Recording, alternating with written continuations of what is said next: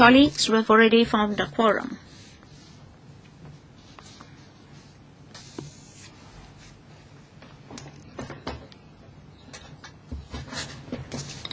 After the last meeting, a number of papers have been distributed to you, so I won't go into the details. I believe tabled today, you can see Mr. Tan Kapil and Ms. Alice Mack have submitted a paper to ask for discussion on the progress of Social Security. It's on table today. Have you read the paper? What do you think, members?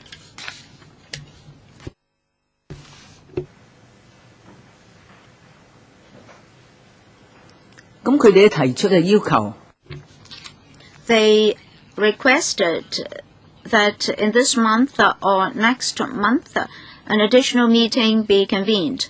We're going into recess, so if we are to convene an extra meeting, that should be in July. That is this month. So what do you think? This was previously raised.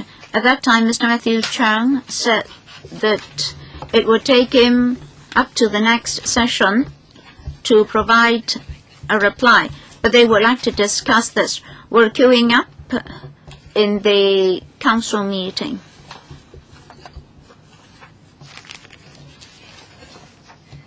In my opinion, well, the two of them will attend this meeting. They've talked to me about this. As far as I understand, our time slots are quite full. We may need an extra meeting, a joint meeting, on street sleepers.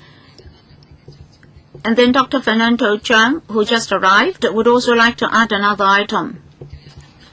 So tabled is a paper from Mr. Tan Kapil and Ms. Alice Mack requesting a discussion on Social Security this month or next month. First of all, it's not yet our turn in the council meeting to discuss this. I received a message that Mr. Matthew Chung would like to discuss this in the next session. Perhaps, like last time, he would not be able to give us anything. So, for this extra meeting requested by the two members, I have to inform you that in this session, apart from this meeting, we need an extra meeting, a joint meeting with the Home Affairs panel, because some of our colleagues and the chairman of the Home Affairs panel visited the street sleepers. They're of the view that a joint meeting would be necessary. The then chairman, Mr. Ma Fong Kwok, agreed. So we'll have that extra meeting. Another meeting was requested by Dr. Fernando Chung. He would like to discuss an item. Dr. Fernando Chung, would you please tell us the details? We don't have any paper. Previously, I sent the chairman a letter on the refugees. The UNHCR terminated its assistance to refugees last month. In our complaints division, we understood that they would come. The living conditions of some refugees are very poor. Some of them applied for verification of their status as refugees, and they had to wait for a long time, to the tune of 4 to 5 years, or in certain cases 6 to 7 years. The living environment, basic medical and health care, food, schooling, etc., have encountered huge difficulties. Recently, some media reported that in the vicinity of Pingche, they were living in illegal structures with very poor hygiene conditions. So this is an urgent matter. After the end of this session, if we are to wait till October, I'm worried about typhoons. So if we are to discuss this a few months from now, they may be living in hazards. Therefore, I suggest that this panel be concerned about their circumstances. So I suggest that we handle the refugee issue as soon as possible. Members, what do you think? Long hair? Very simple. Even if they are prisoners or prisoners of war, if they're living in unsafe conditions, that's unacceptable. That's very simple. That's the rationale. If they are prisoners and they're living in a prison with very poor conditions or which is on the verge of collapsing, then that's unacceptable. So if safety is compromised or undermined, we must not postpone it. That's my opinion. Very simple. I agree with Dr. Fernando Chang. We should, as soon as possible, in the extra meeting, handle that matter, because this issue has been dragged on for a long, long time. And inhumane conditions have emerged. On the night when we visited the street sleepers, well, the other chairman has not arrived. We said that the Home Affairs panel and this panel should have a 1-hour discussion on street sleepers. For this month, this should be the final meeting for this panel, so it's very difficult. Well, Tang Ka-pyo has arrived. He will speak on Social Security. So let us resolve this matter first. If we decide to have a joint meeting with the Home Affairs panel on street sleepers, then after that 1 hour on street sleepers, the Home Affairs panel members can withdraw, and then we can discuss this additional issue. Mr. Tang Ka-pyo, do you agree? Yes. Dr. Fernando Chang, Madam Chairman, I'm worried that time wouldn't be enough if we are to open the floor to deputations. Part of that meeting will be spent on hearing, public hearing. I suggest that we have a 3-hour meeting, 1.5 hours for each issue. That may be better. What do you think? Well, on that night, Mark Fong Kwok said that he would like an extra meeting. I don't think he minds whether or not there's a 1-hour discussion or 1.5 hour discussion. So can we have 1 hour for street sleepers, then 1.5 hours for refugees? Tang Ka-pyo, Social Security, you would like an extra meeting this month or next month, but we have huge difficulties. We have a lot of meetings and issues to handle. The Secretary for Labour and Welfare said that he could not be any quicker, even though we had a lot of complaints. Mr. Tang Ka-pyo, if Professor Chow agrees to come, we can have a meeting lengthened by an hour.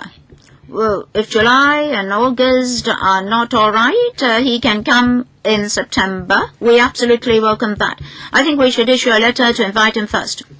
Well, Tang Ka-pyo, Mr. Tang Ka-pyo, we need to have some time here for him. Before the end of July, we'll have a joint meeting to discuss street sleepers and Dr. Fernando Chang's comments about the living conditions of refugees. So, Mr. Tang Ka-pyo, you want to have Social Security as well. Well, you said that if July and August are not all right for Mr. Matthew Chung, he can come in September. Mr. Alan Leong, as Mr. Tang Ka-pyo said, if Professor Nelson Chow is not to come, it is meaningless to have an extra meeting. Mr. Tan said that the chairman should issue an invitation letter to invite them to come and have a discussion on Social Security. I absolutely agree. The question now is when they are to come and when we are to have a meeting. Do we agree with Mr. Alan Leong? Last time, the Deputy Chairman and I talked to Mr. Matthew Chung, asking him to come. If I remember correctly, he said then that he could come in the next session. If Professor Nelson Chow agrees to come, we'll have a meeting. Is that agreeable? That is, not just a meeting in July, we can have a meeting in August or even September. So no problem. I'll invite them then. the subcommittee on alleviation of poverty would have a study tour. I'll consider that as well. So I'll ask the Secretariat to seek your advice on the exact date. Mr. Tankapio, is that all right? Yes? In a moment, we can ask the Secretary as well. That is the Bureau Director. All right, so if there are no further comments, that's it. I'd like to mention another issue. You know that a group of elders came to LegCo. In fact, it was SOCO who came to lodge certain complaints. Am I correct? At that time, we promised them that the issue would be referred to the panel. That is F, part F here. We know that for aging at home for the elders, the Health Services Panel and the Welfare Services Panel had formed a joint subcommittee, which is still in operation. I suggest that we will refer the issue to the subcommittee. Is that all right? The subcommittee is already there. So if this is agreeable to you, I'll inform our colleagues of the Complaints Division. So please invite the officials to come in. Then we'll discuss medium and long-term social welfare planning. Members will recall that last time many deputations to come to discuss long-term planning, and many of the deputations knew that we would have a meeting today. I asked the Secretariat to tell the deputations what happened today. Some people said that we're operating in a black box. I told them we're not. I suggest that the Secretariat passed a copy of the discussion today to the deputations present on that day. All right? So good morning, Mr. Chang and your team.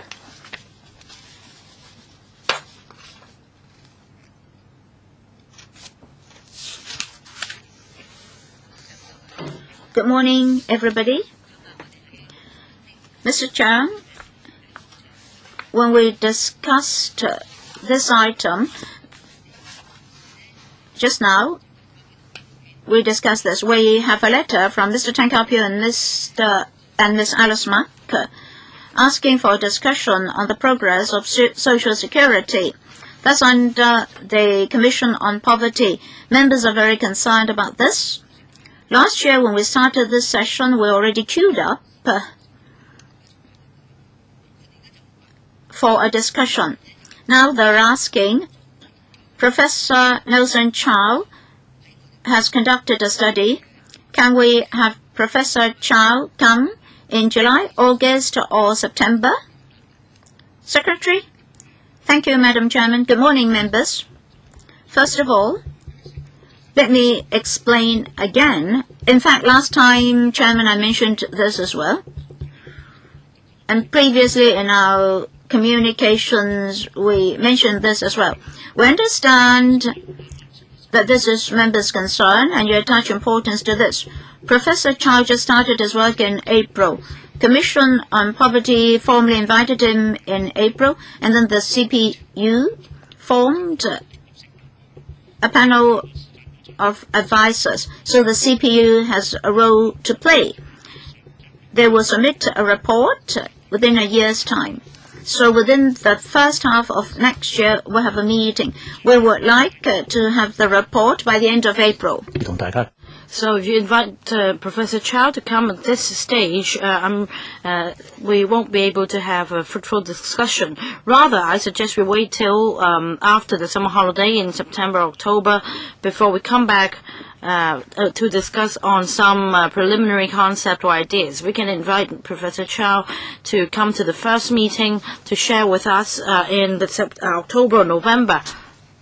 At this stage, I'm afraid Professor Chow won't be able to formally communicate his proposal to members. I think we should not waste time because we will be following up on the progress at the subcommittee on poverty, and will be able to report to members. That's my promise.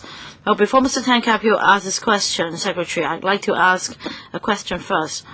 Now, about the difficulties encountered by him and during his research exercise, I believe he can come and tell us the problems about the subcommittee on poverty. Well, you may set out major directions, but during the interim period, can he come to report to us? Chairman, I will report or reflect your views to Professor Chow and his team, comprising experts. Well, he just kick-started the research. If you want to invite Professor Chow to come and heed members' views, I can reflect this comment to Professor and see what he thinks. But members should understand that he won't be able to tell much if you invite Professor Chow to come. There are statistics to be analyzed if the three-pronged approach is adopted, and also other proposals put forward by, say, political parties and various organizations in the community, and also the alliance. These will have to be looked at, and some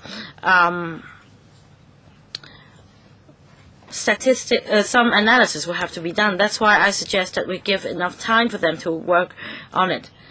Mr. Tan Ka-pyo. Thank you, Chair.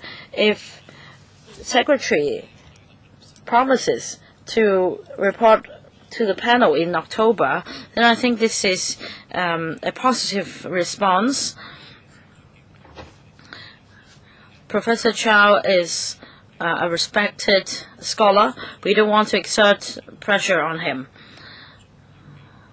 Now, about heeding the public's views, I think this is an important step. In the past, we all understand that welfare organizations have always been keen to express their views. So may I suggest that Professor Chow come and heed the views of welfare organizations if they have specific proposals to make. I understand that during the last term, 5 organizations put forward their proposals. I believe Professor Chow would meet them one by one, but we should give them more time. Let's say if there is a 6th organization with a better proposal, I think we should give the organization time, say 5 or 6 minutes, to present their proposal and have an exchange on the technical details.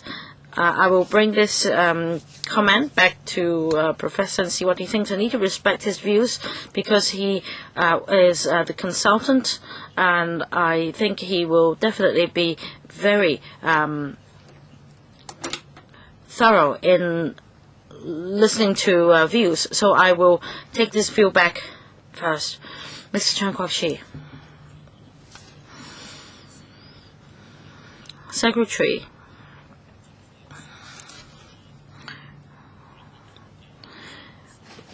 Well, I understand that the administration would like to put forward a feasible proposal and report to the panel. But what we think is different. We believe Professor does have a direction on how the work is to be conducted, but we only want to offer help because we have no idea what that direction is. And our concern is that the outcome of his work may be very different from the aspirations of the community. So if during the process we can have some exchange, we can discuss mutually our proposals and find the best direction to go. If Professor thinks that using MPF to offset severance payment should be maintained, well, which is contrary to the community's views, then there will be wide repercussions if this is this practice is retained. Well, October is 6 months away. I believe that definitely he will have something to share with us in between. Secretary. Thank you, Mr. Zhang, for your comment. Like I said, I will reflect your views to Professor Chow. If he's willing to come, if he's available, I will report back to you at once. Otherwise, if he thinks October or November is more suitable, then I also think that it would be more appropriate to have a discussion in October and November. Anyways, I will reflect your view to Professor. I hope Secretary would understand that before Professor presents a proposal to us, it is best that he communicate with members and heed members' views. So please reflect this view to him, Secretary. We don't want to make Professor's job difficult. We just want to have a discussion with him because the retirement protection plan has been debated for a long time. Any supplement from members, Mr. Leung Kwok-hong? Professor Nelson Chow. Well, I watched from the news, and on many occasions he said that he did have a number of proposals, and he couldn't see any consensus between 2017, and that's an open statement. That is, he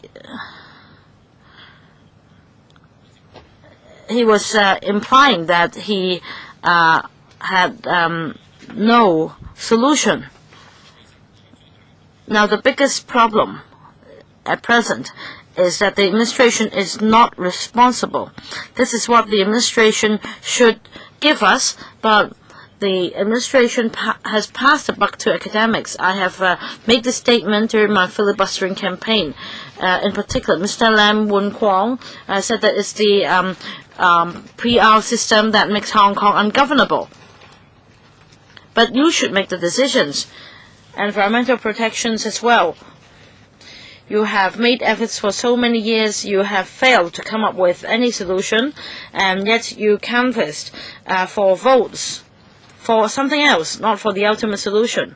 So this is really outrageous. So now we have a proposal, and there is an undertaking that in the future there will be a blueprint, it will be followed. So this must be done, otherwise I will filibuster. I mean, retirement protection plan. I do not necessarily agree with Professor Chow's proposal. Well, we are the legislature. If Professor Chow thinks that it's too much trouble, then let's save it. He can come to LegCo for assistance. He's a reputed scholar. The way I say it, by 2017 there is no way it can be implemented. You're just asking Professor Chow to act like an idiot.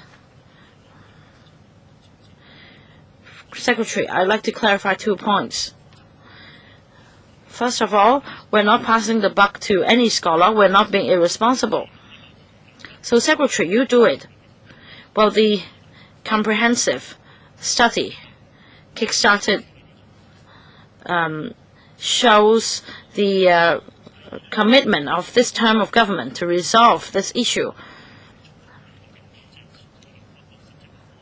And also, we do not have a concrete and specific proposal. All these are preliminary concepts that Professor Chow has, and very accurate analysis and studies will have to be conducted, including some actuarial calculations. Now, we need to look at all these scientifically, but we will reflect your views to Professor Chow as soon as possible.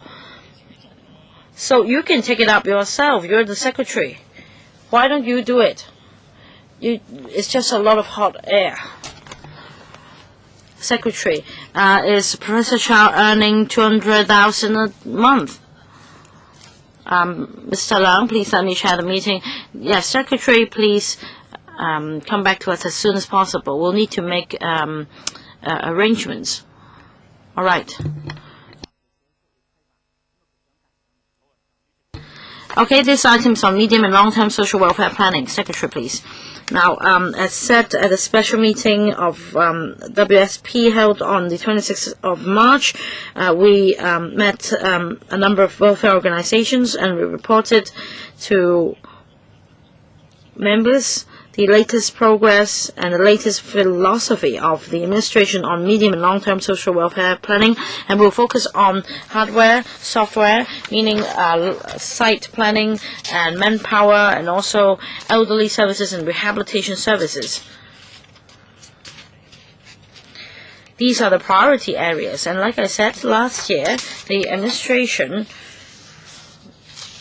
kick-started the work by SWAC, Social Welfare Advisory Committee, and after last meeting, members may be aware that we have a mechanism, and that on an annual basis at the district level, central level, and advisory committees level, for example, the EC, the Elderly Commission, and Rehabilitation Advisory Committee, and SWAC will look at consultation and planning matters.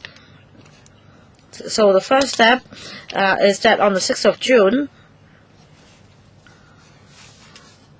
60 colleagues from the government and 300 representatives from social welfare sector, many of them the leaders of welfare organizations, had an in-depth exchange, and I personally attended the working meeting and answered questions.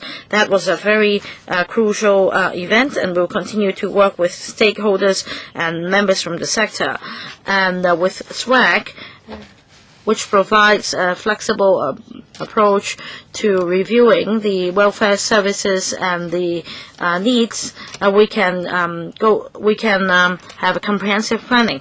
I emphasize that we have an annual mechanism for review, but I want to emphasize that this is not a rolling program on an annual basis. We have some continuous programs which are sustainable and which tie in with long-term planning. For example, funding for long-term implementation of projects. Now, the welfare sector is most concerned about site planning and manpower planning. So for this term of administration, I emphasize that we're working on these two areas, on hardware and software, namely site planning and manpower planning, and adopting a flexible approach. We identify suitable sites, and members also understand that we have been striving very hard for suitable sites in vacated school premises and other GIC sites.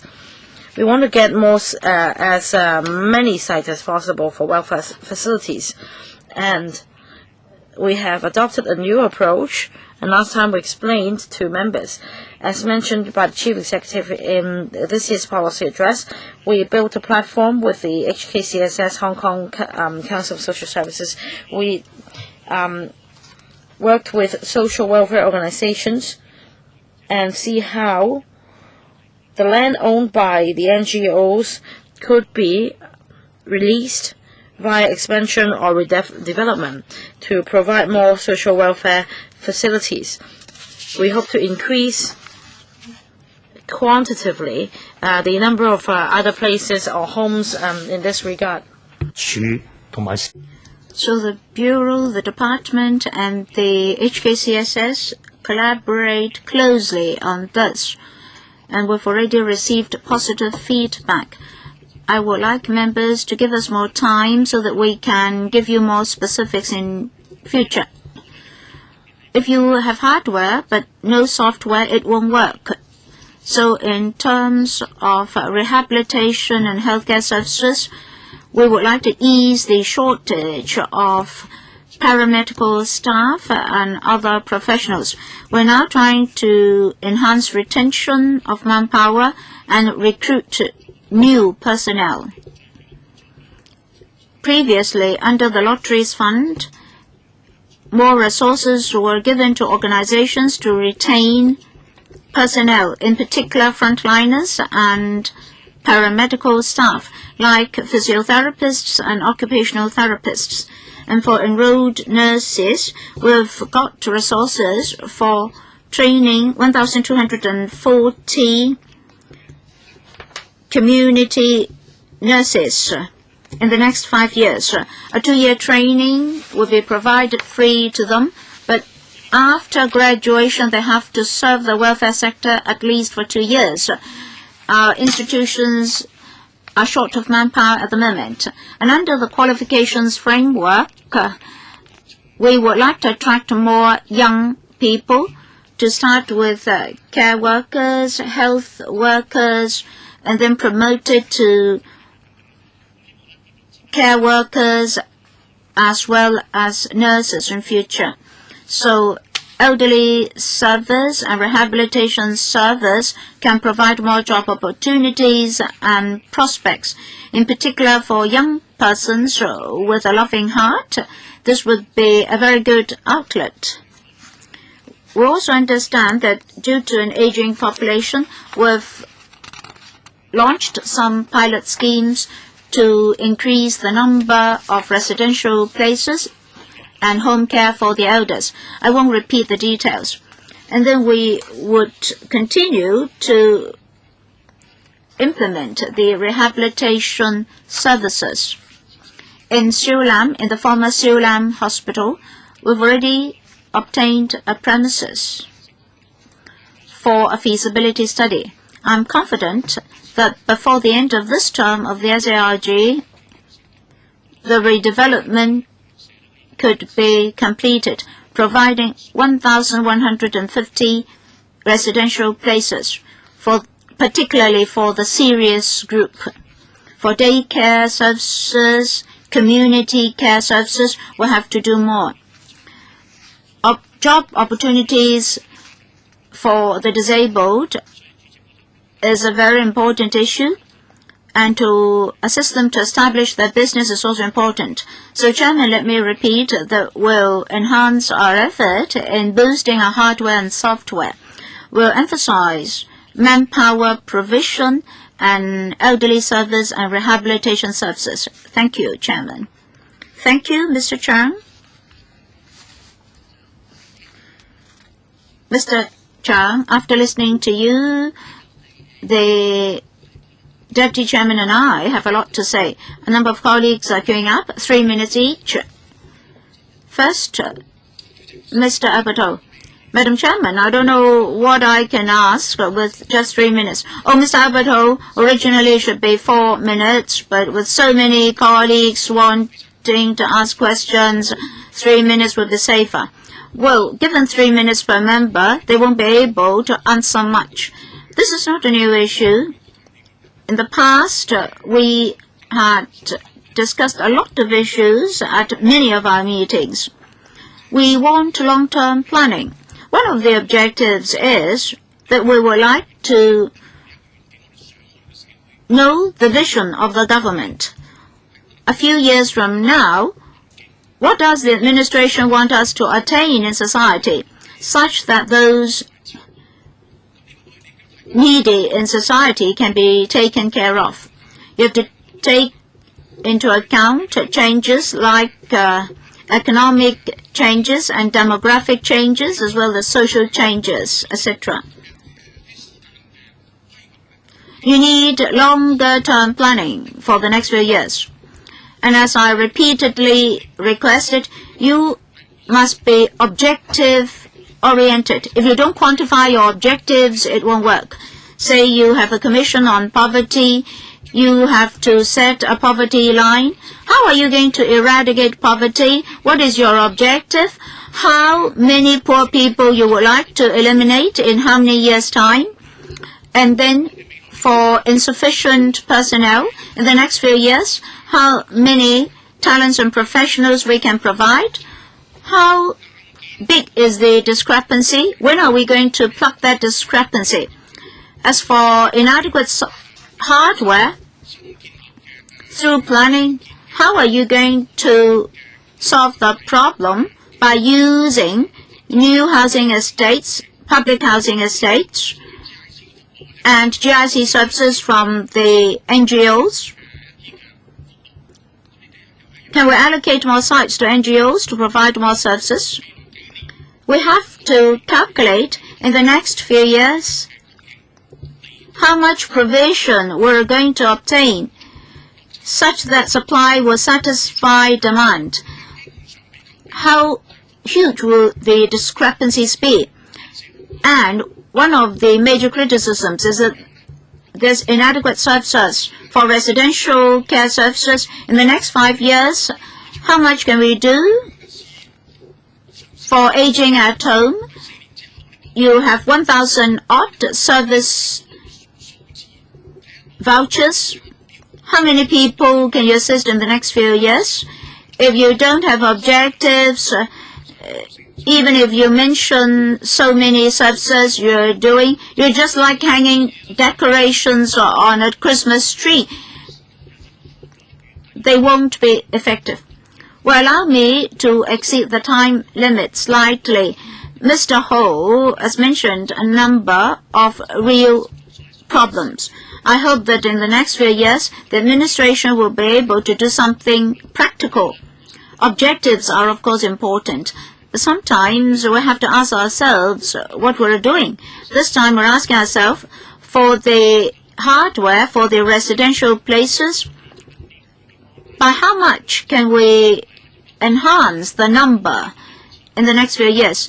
It's not just 2,000 or 5,000. What's the starting point? How much room for maneuvering? That's very important. So this time we have a breakthrough. We proactively approach welfare organizations to see whether or not their premises can be redeveloped or expanded. And through the Hong Kong Council of Civil Service, which is a platform, we try to discuss with them. And then we try to facilitate the organizations. You know, the town planning board procedures are very complicated. We try to assist them. That's very important. Thirdly, we'll flexibly make use of the lotteries fund so that we can more expeditiously provide the facilities. So that's the first step to tackle the problem. You mentioned ideal figures. The most important thing is whether or not we're going to obtain premises and venues. Otherwise, even if you have objectives, you won't be able to attain them.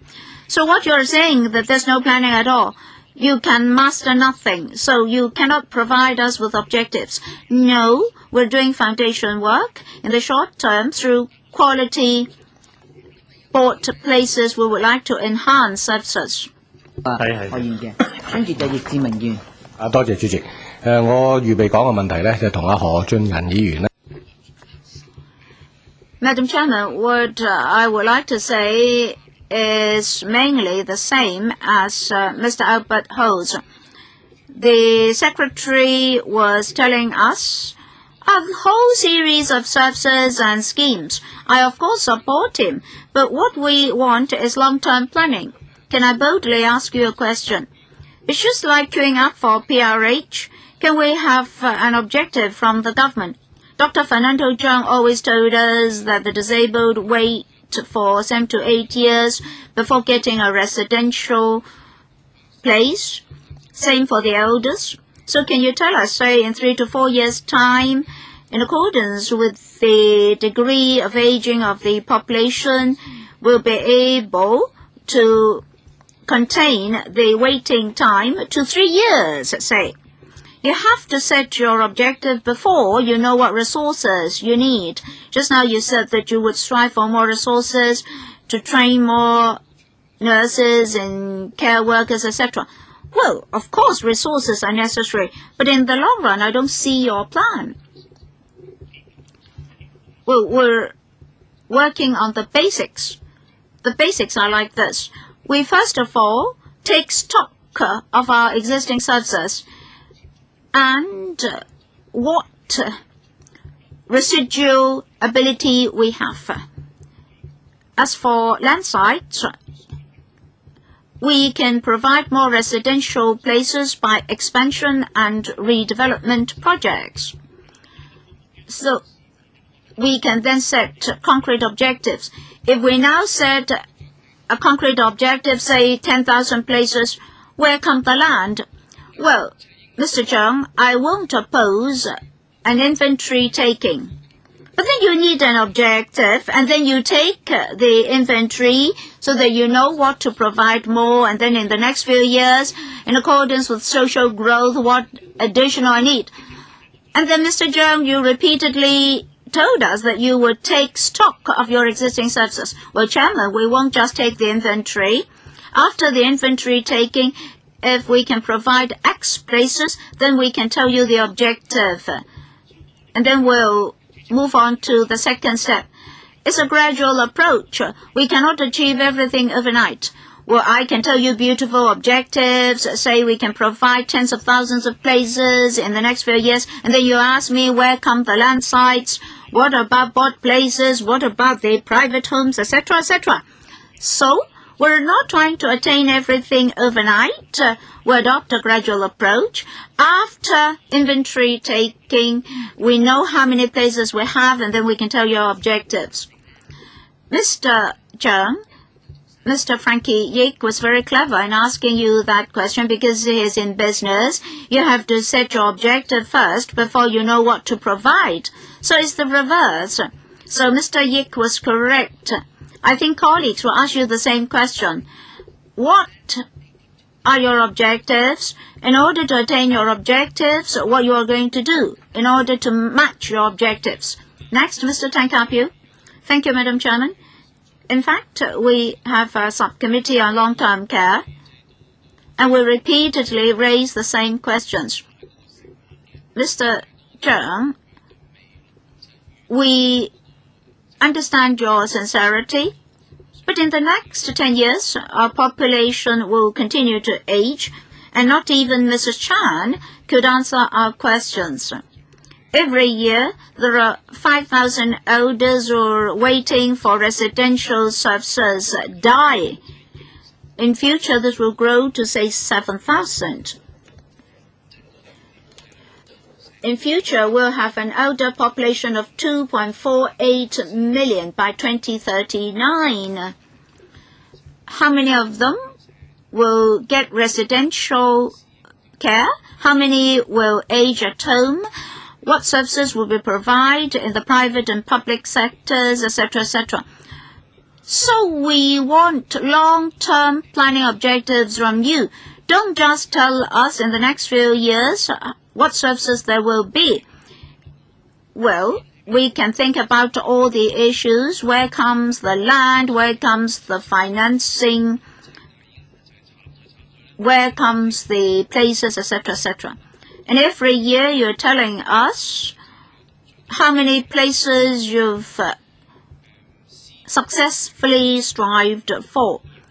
And then the CS always told us how serious the problem is, and the Bureau Director told us that the problem is serious, but we never heard any solution.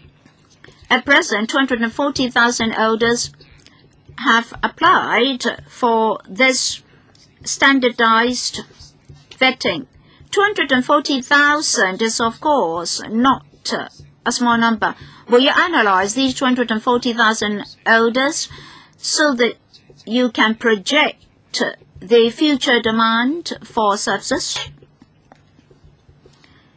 Secretary, on Mr. Tang's questions, I said this term of the SARG attach importance to the medium and long-term planning.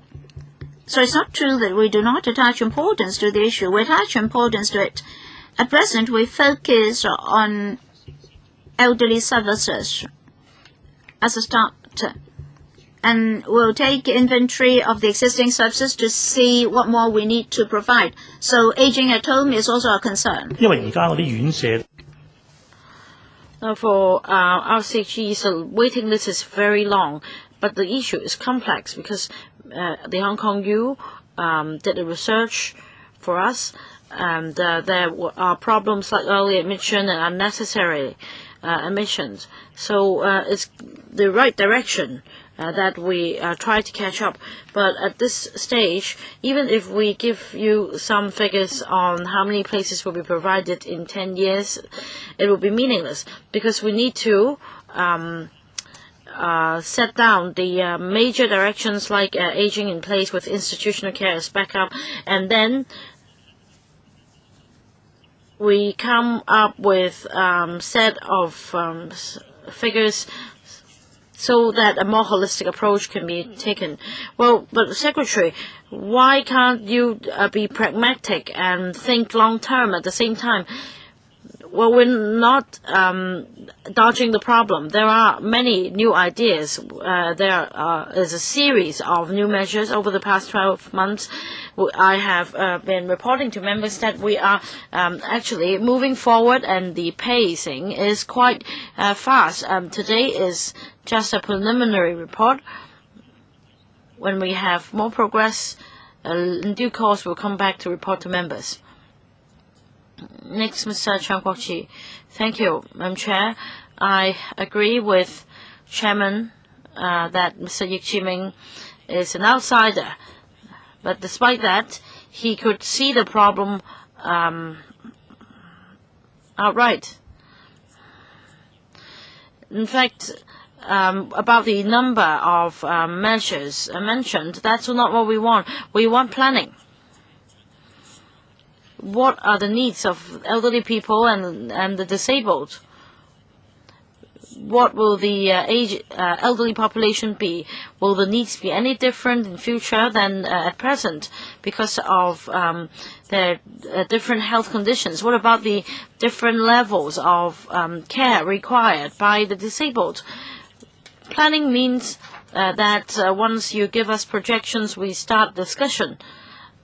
And what are the principles behind, for example, aging in place as a core and institutional care as backup? What is the core? What is the backup? How can these be achieved? We should then look at the direction 10 or 20 years down the road. For example, for the disabled, do we take the concept of social inclusion? And these are major directions, major objectives as far as services are concerned. For example, will you rely solely on vouchers? There is no discussion by the whole community on this issue. So you're only telling us the strategies you're adopting today. You have site planning, manpower planning, resources allocation, etc. Well, without you telling us, we already know that you're working on these areas. But what we want to know is your plan in the coming 15 or 20 years. This is what we want to discuss. So before a plan is formulated, we all chip in and give you our views so that there will be fewer disputes in the future. Secretary, we won't be able to discuss that today. Next term or next year, will you give us another paper? That's the view shared by Mr. Albert Ho and Mr. Yik Chi-ming, Mr. Frankie Yik.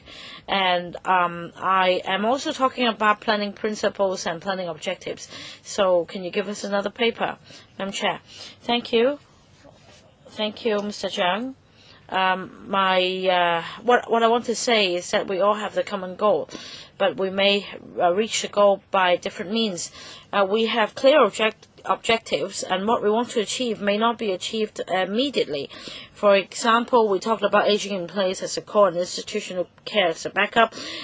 This is the major direction. That is why we're striving very hard to identify sites. Of course, you should strive for that, but we don't see the need. What is the level in the coming 5 or 10 years? If the service is in keen demand, you should, in the coming 5 or 10 years, you should start your work earlier, and vice versa. So I don't think we can have a really in-depth discussion today. Madam Chair, may I be allowed to supplement? I understand that we've reached a speaking time limit. Well, I'm here today to give members a report on our progress on a 3-month basis. Now, I'd like to say that stock taking is important. We need to stock take the available sites, and then once we get those resources, we will be able to know what plan to formulate. And we'll come back to the panel and listen to members and discuss how the blueprint should be mapped out. And this is just a preliminary report. All right, Secretary, I don't know whether it's right for me to say so, or Dr. Helena Wong. Secretary, you mentioned a number of times that this term of government attaches great importance to social welfare planning. Many members already raised the question just now. Are you minded to prepare a green paper on social welfare planning, followed by a white paper? Now, about the social welfare policies, the philosophies, the undertakings, all the measures, plans, so on and so forth. Under your lead, these can be set out for public's discussion.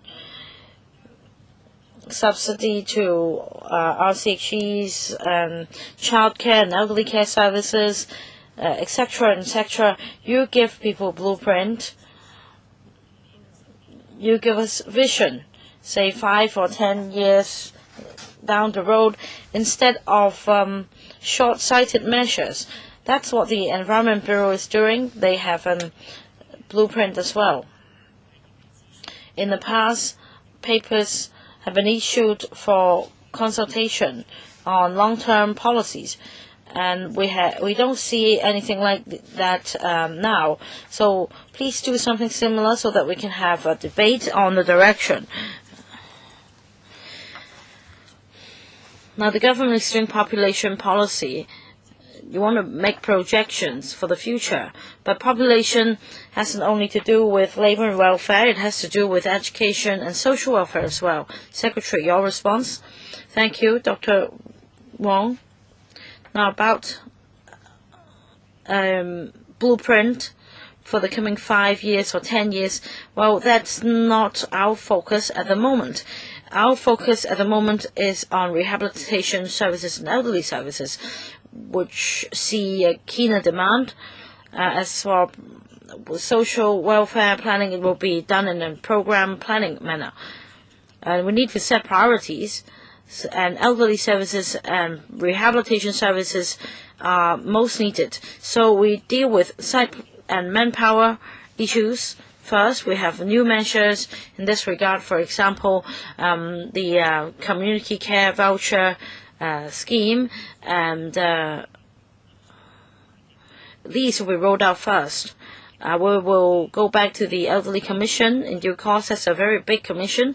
We will seek views from the commission's members to map our way forward. For a blueprint on a macroscopic level, we'll be able to have a basis for discussion and for you to monitor our progress as far as rehabilitation and elderly services are concerned. Yes, please go back to the queue for the second round. Next, Mr. Chen Chi-chun. It's my 7th day on a hunger strike, so maybe my voice is a bit too soft. Now, Secretary, I would like to talk about long-term social welfare planning. He said that is an out-of-the-box thinking, but our colleagues obviously don't think so. Our colleagues won't accept this saying. Now, Secretary is saying that stock-taking is necessary. You need to understand the supply before you look at the demand.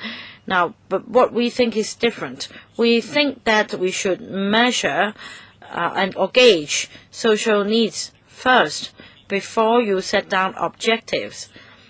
If you think that demand is keen, you should grab sites, not grab sites of anything, but you should at least grab sites with an agenda. For example, private recreational leases, or or has the Secretary considered grabbing some of those sites for elderly services, for example? Well, Secretary said that during redevelopment of GIC sites, review will be conducted to provide an additional 1 or 2 floors. But this is not strong enough. We really want Secretary to think out of the box. Secretary, your response? Secretary, thank you, Mr. Chan, for your comment. Now, thinking out of the box. That's exactly what we do with GIC sites now. This is a new mechanism. It's unprecedented. We encourage them we encourage NGOs to come out and tell us that if they have unutilized sites which can provide additional places, we can help them. Say with going through the formalities and liaising on their behalf with government departments so that more social welfare facilities can be provided as soon as possible. Secondly, as far as resources are concerned, we will use the lotteries fund even more flexibly to help them with expansion projects or redevelopment projects. And these are not our usual practices, and this is what I call thinking out of the box. As for striving for more sites, for example, we have been doing so. For example, Siu Lam Hospital, that site, and we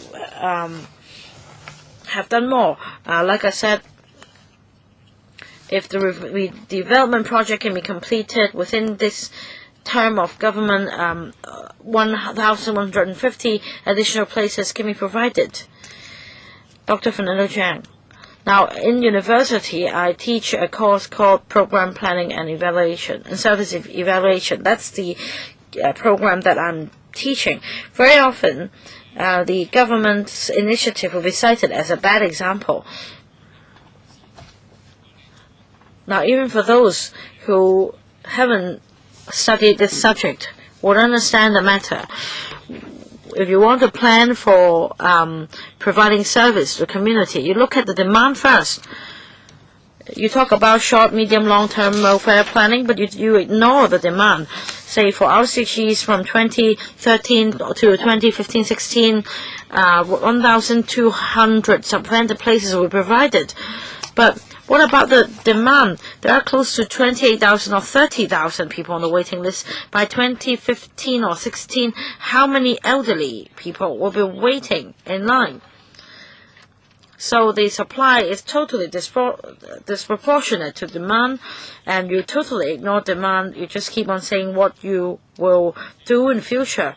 What about the long waiting list? What about community care services, daycare services, home care services, and residential care home places, etc.? There are all sorts of waiting lists, and they're getting longer and longer.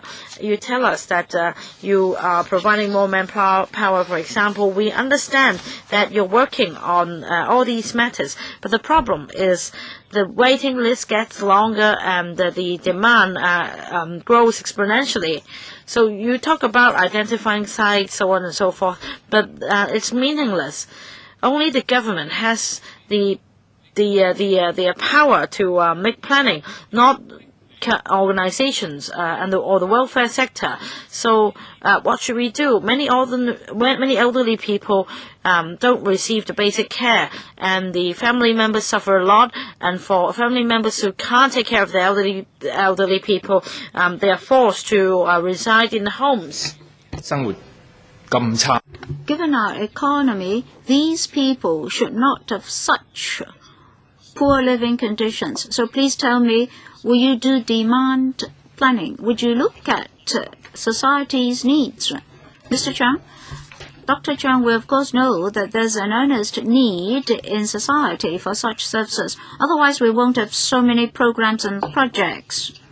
Take, for example, ancillary and support services for the elders aging in place.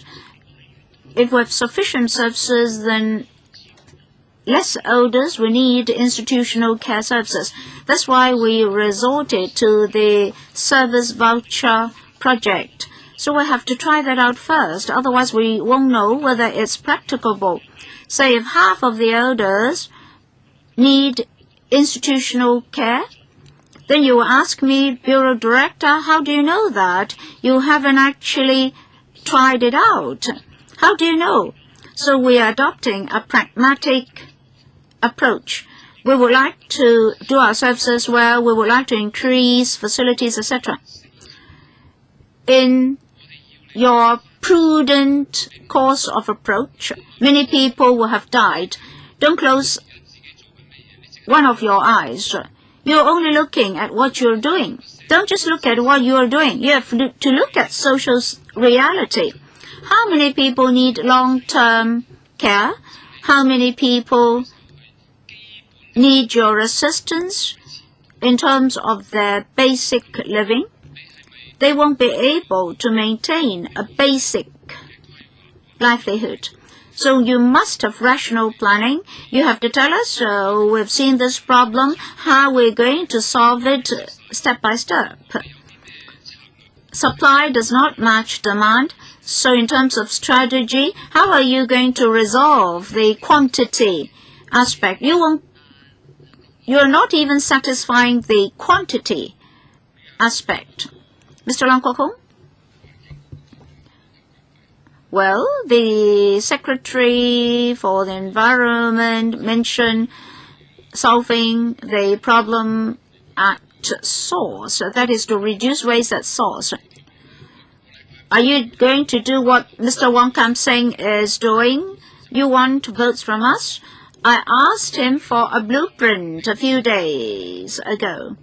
So Secretary for Aging in Place, for community care, for daycare services, have you performed well in those aspects? Only 1 out of 18 districts was willing to entertain your request. So you issued blank checks.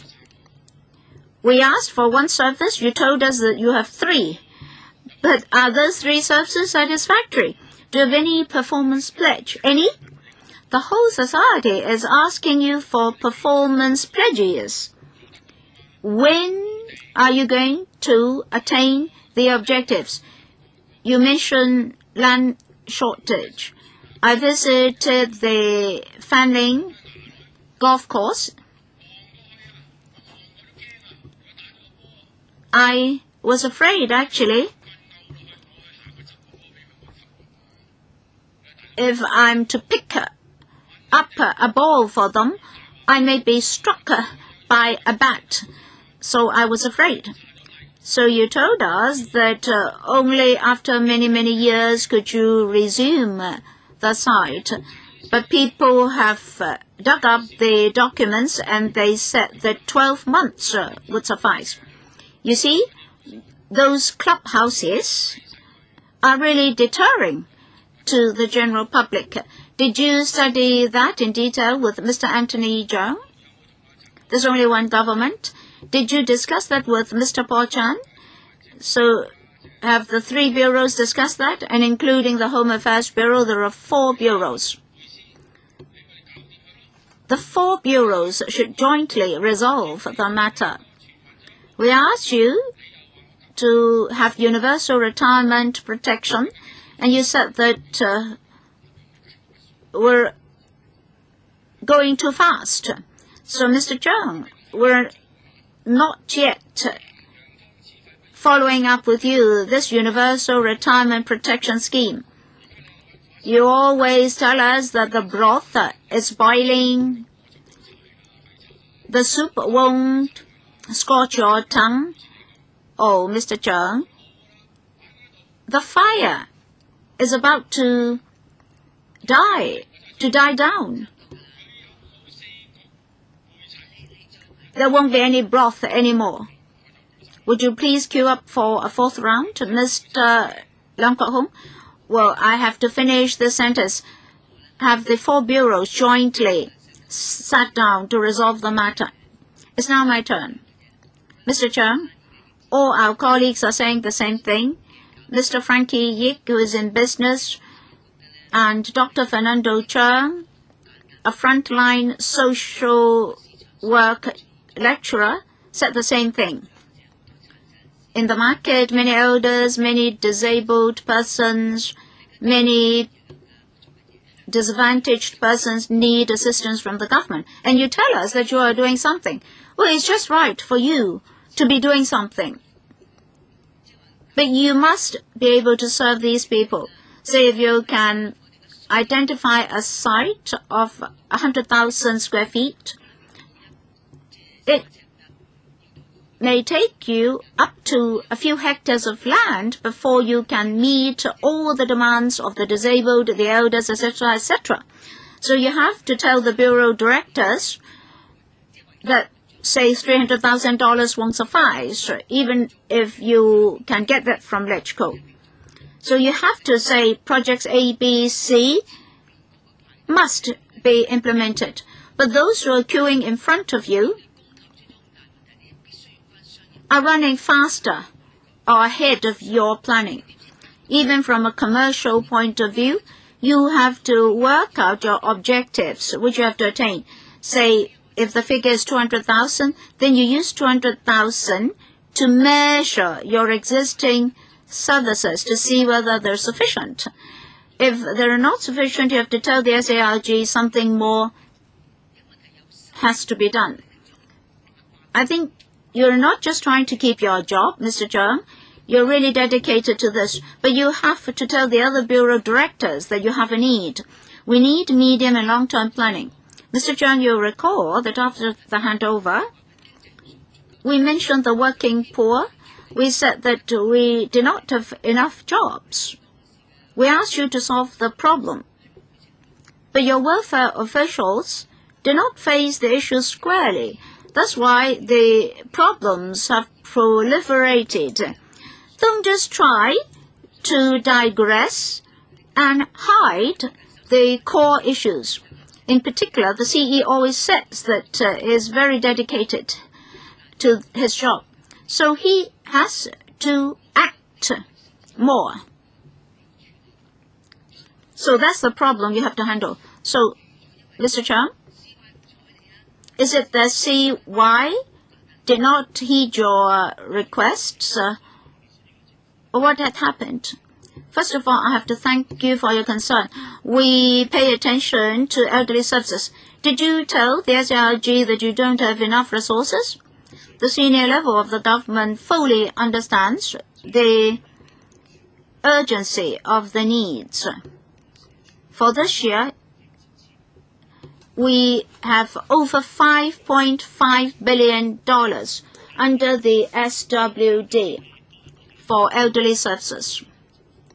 And then for this term of the SARG, for elderly services, including a subsidy for the elders, the service vouchers, and under the CCF, another subsidy for the elders, etc., etc., we've been doing a lot. Well, I asked you short questions. Please provide me with short answers. Mr. Frankie Yik asked you a question. You have to set objectives. You have to tell us whether the objectives will be attained. It's just like a business organization, like Mr. Frankie Yik said. At present, the situation is not all right.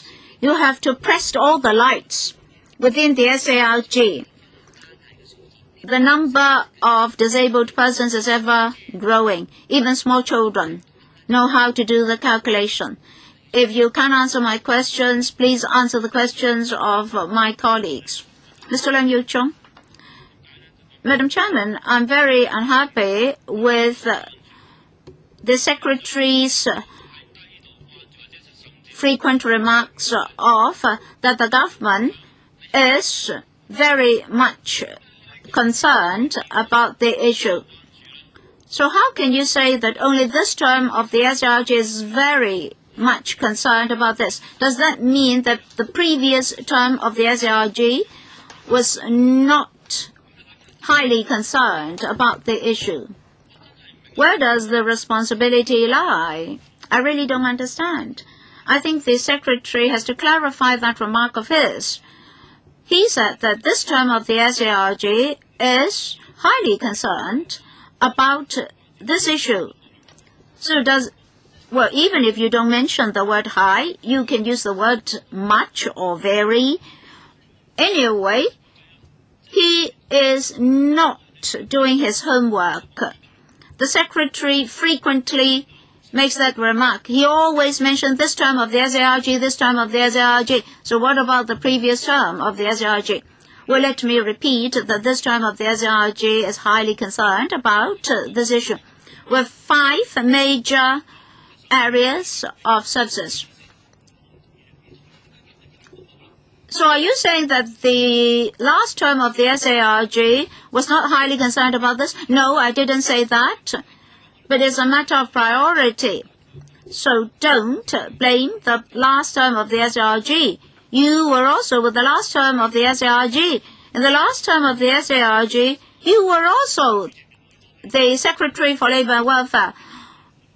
Well, to use stronger words, you don't have a conscience. Well, why do I use the word highly concerned? I meant action. Do you mean that the last term of the SARG did not have any action? This term of the SARG placed more resources on this than the last term.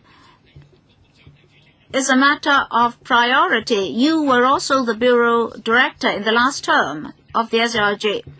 For the new term of the SARG, we have a new team. We have new policies and new directions. Well, let Leung Yiu-chung continue with his questions. Can I say a few words more? Well, let the Bureau Director finish. Many policies have continuity. This term of the SRG has placed more resources on this. Say the OAA, and then under the CCF, a number of projects to be launched are related to the elders. All of them are new. My time is up. Well, you can queue up again. A few more colleagues would like to ask questions. We'll have a second round. To allow us to listen more comfortably, Mr. Leung Kok-hong, when you speak in a moment, you can speak softer. Otherwise, our ears will be affected. Mr. Poon Siu-ping. Madam Chairman, I also agree with my colleagues that for the medium term, there's no planning at all. At different meetings, we asked about demands. It's only after we know the demands can we work out supply. And what about land resources? At the beginning, Mr. Zhang said that he would take stock of the existing services, and then he would adopt a multi-pronged approach to provide services. Can you give us a timetable? In his stock-taking exercise, how many sites have been identified? Can he tabulate the outcome of his study? Can he tell us what more specific work he can do? Secretary, in 2015-16 and in the next few years, as the paper mentions, 1,200 more residential places will be provided, and then we have new projects under urban renewal, new PRH estates, etc., etc. We've already planned for facilities to be provided therein. So apart from the 1,200 extra places, we have already planned for new facilities. That's for medium term. Thirdly, for this term of the SARG, will join hands with the NGOs, with the Hong Kong CSS as a platform, to assist them in planning so that more room can be provided to provide services. That is really a breakthrough, a new type of thinking. We would like to have more resources. We would like resources to be used more flexibly, so we'll assist them in redevelopment and expansion. And these are pragmatic measures. We can provide number of additional units, and with all these measures, we can then know how the objectives for the coming few years should be set. You should not just set the objective, which are actually unachievable. The approach that we're taking will help us increase quantity as well as improve quality. I hope members will understand that this is the pragmatic approach. So I take it that this is a pragmatic approach, but can your stock-taking exercise tell us, say, information like the welfare organizations that you're discussing, the sites that you have identified? Well, all the information I mentioned is available. If members require such information, I'm happy to provide it after the meeting. As for NGOs, we are working with them as well.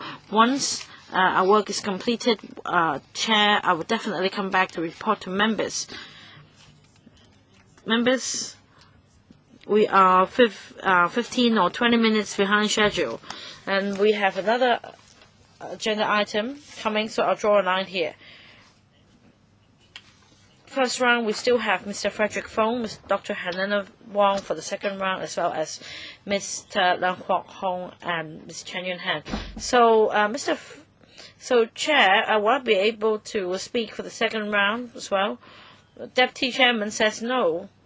Mr. Leung Yong as well. I'll draw a line here. Okay, I'll raise my hand for the second round. Okay, I'll allow you a second round. I know for sure they won't be able to give me all the answers. Mr. Frederick Fong first. Madam Chair, I am concerned about the R6Gs and R6Ds. I know Secretary has said a lot, but I want to push him further. I stand to be corrected. But Secretary, you started to become Secretary for Labour and Welfare since 2007 during the Donald Tsang era. So, Secretary, it's been 6 years for you. 6 years that can allow a PRH estate to be completed, and yet we don't see the completion of residential care homes. So you should face up to the pressure and do something. It's been 6 years, and now elderly applicants need to wait for 3 years. And last year, 5,000 elderly people died whilst waiting. And for the disabled, they need to wait as long as 10 years when we don't see the fixed timetable. So maybe in the land sale program, conditions should be imposed, say for estates to be built there, a home should be provided, and also you should take charge if this is not possible. Say, for example, for a municipal building or a government building, there should be a residential care home there.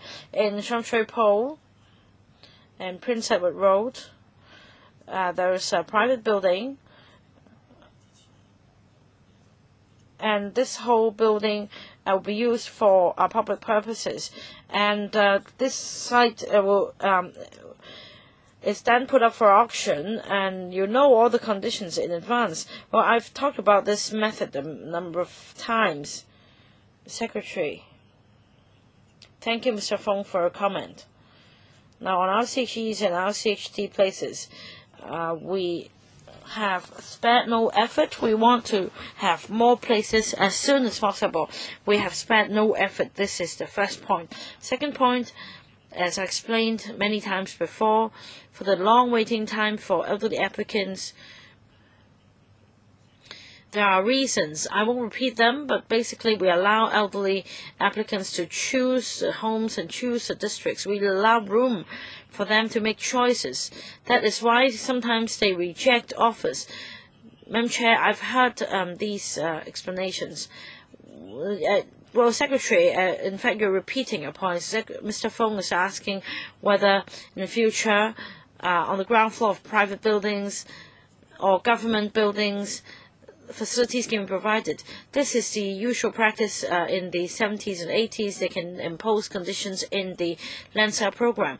Well, you don't tell me that the elderly people can make choices as they prefer certain districts. If you know that there is a keen demand in certain districts, then provide more. Second round, we have 5 members, including Mr. Frederick Fong. So my suggestion is that 1 minute will be used for members to ask questions and another minute for Secretary to answer. First member, Dr. Helena Wong. Madam Chair, Secretary didn't answer me just now why there isn't any social welfare planning. Well, Secretary, you didn't give us a reason. Is it because C.Y. Leung told you that you should focus only on rehabilitation services and elderly services and nothing else? What about child care? You need to have comprehensive planning. Next member, Mr. Leung Kwok Hong. 1 minute. Madam Chair, I don't want to ask him questions because as he goes along with his answer, he might say that, well, I won't be complacent.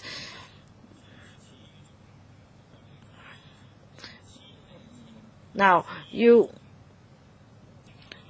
may like to walk 1,000 miles, but your feet stay on the ground. People ask you whether you have planning, Secretary. You can't tell us a comprehensive plan, so I will narrow down the scope. My question, what is your plan? Apart from the so-called blueprint, like Secretary of Environment, Mr. Wong Kam Sing, has come up with a plan. Now, have you engaged a contractor for building homes? You can't just engage welfare organizations. They can't complete all of them. All right, next, Mr. Leung Yu Chung. I mentioned this point at the Welfare Services panel before. My point is similar to Mr. Frederick Fong, and that is for PRH estates. During the construction stage, space can be reserved for R6Es or R6Ds. Make it mandatory that homes must be provided. Residential care homes must be provided in a PRH. It's a win-win situation. On the one hand, you don't need to strive hard to look for a site because definitely there will be space reserved. And secondly, progress can be expedited because the administration will complete 15 to 17,000 units per year. So there will be 30 estates or so. If you can repossess, say, 200 units, you can provide many places in residential care homes. So there will be a big increase in the number of places in a year. Mr. Fong. Just to follow up on my point, for land sale program, PRH production, HOS production, government offices, well, their planning can include R6 these are R6Ds. Don't talk about what elderly people prefer. Look at the demand at the district level. Provide more homes there. Thirdly, a roadmap, a timetable, please. For PRH, they have an average waiting time of 3 years.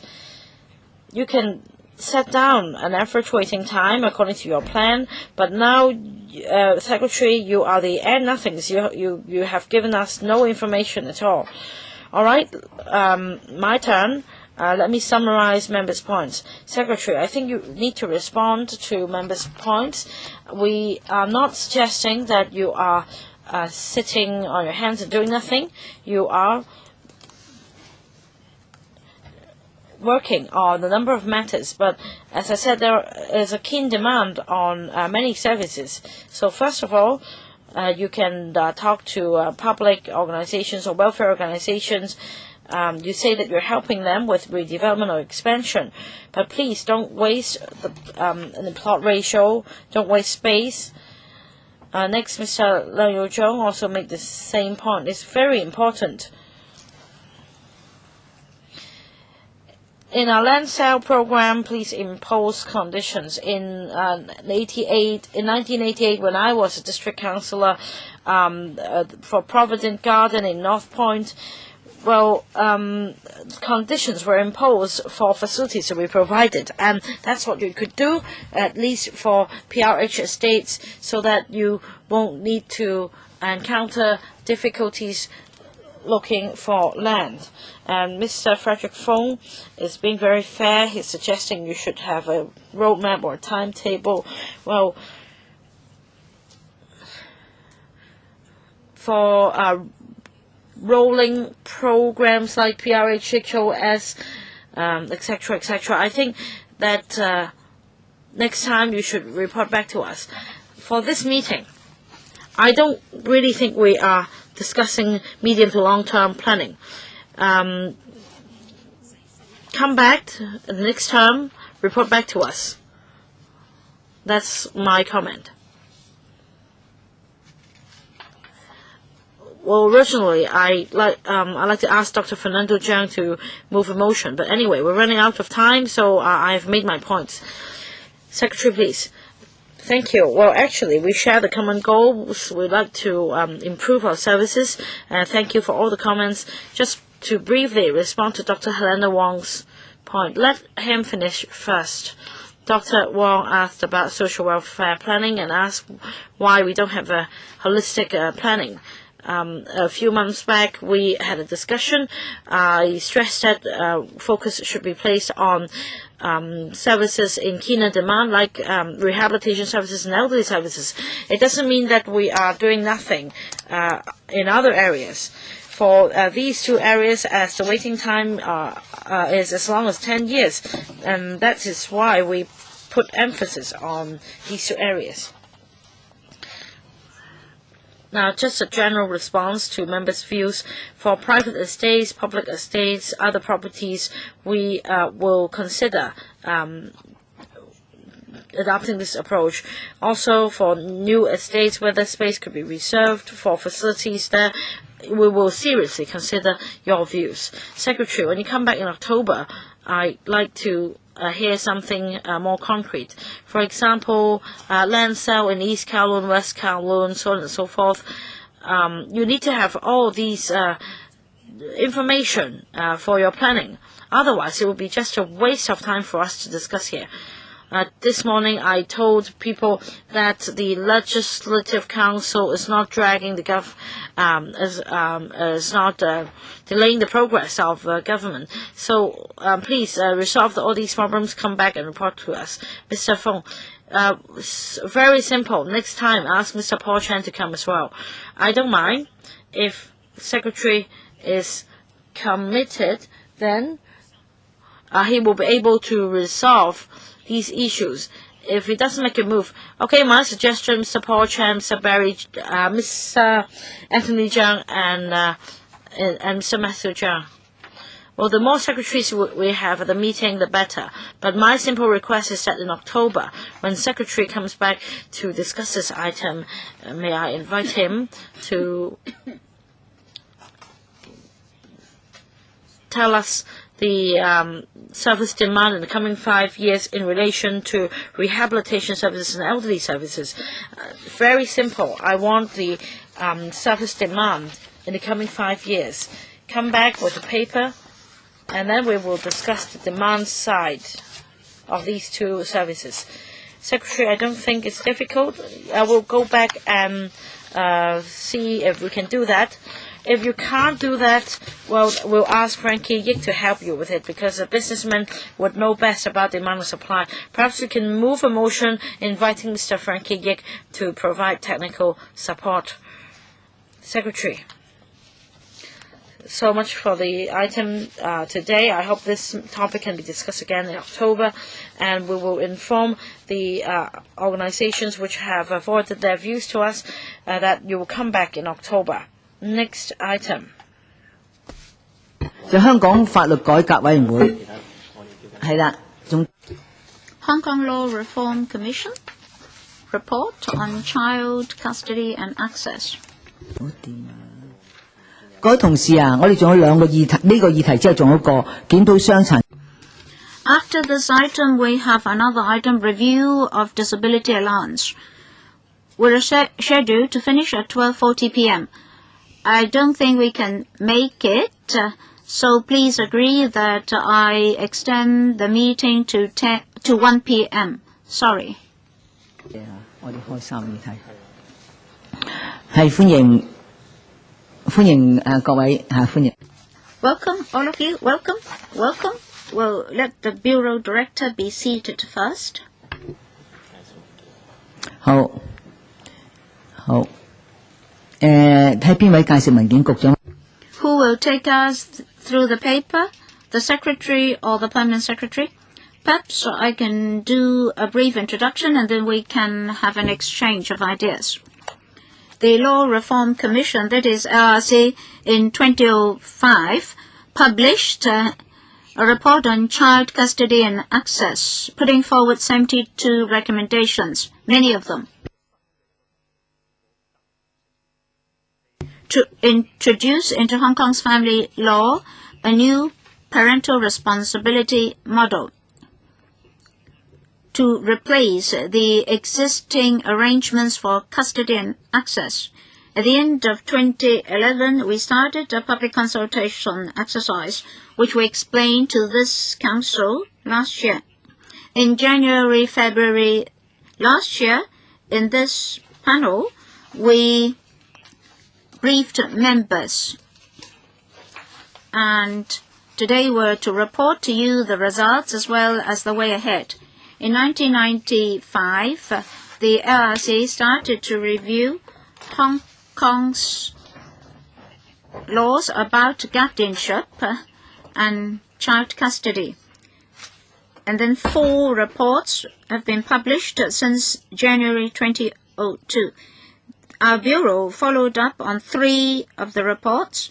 We've completed our study on the first 2 reports.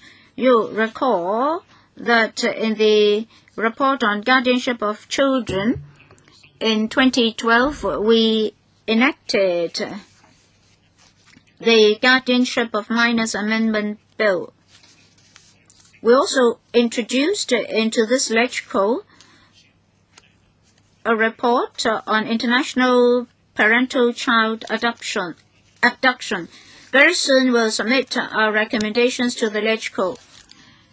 Today, the report on child custody and access is the last of the 4 reports. It is to introduce into Hong Kong the parental responsibility model.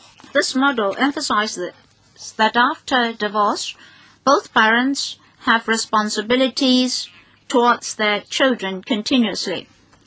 It's not like at present we emphasize the obligations of the 2 parties. The best interest of the child will be the most important emphasis, including all procedures related to children, and new court orders will be introduced to regulate arrangements for children after divorce.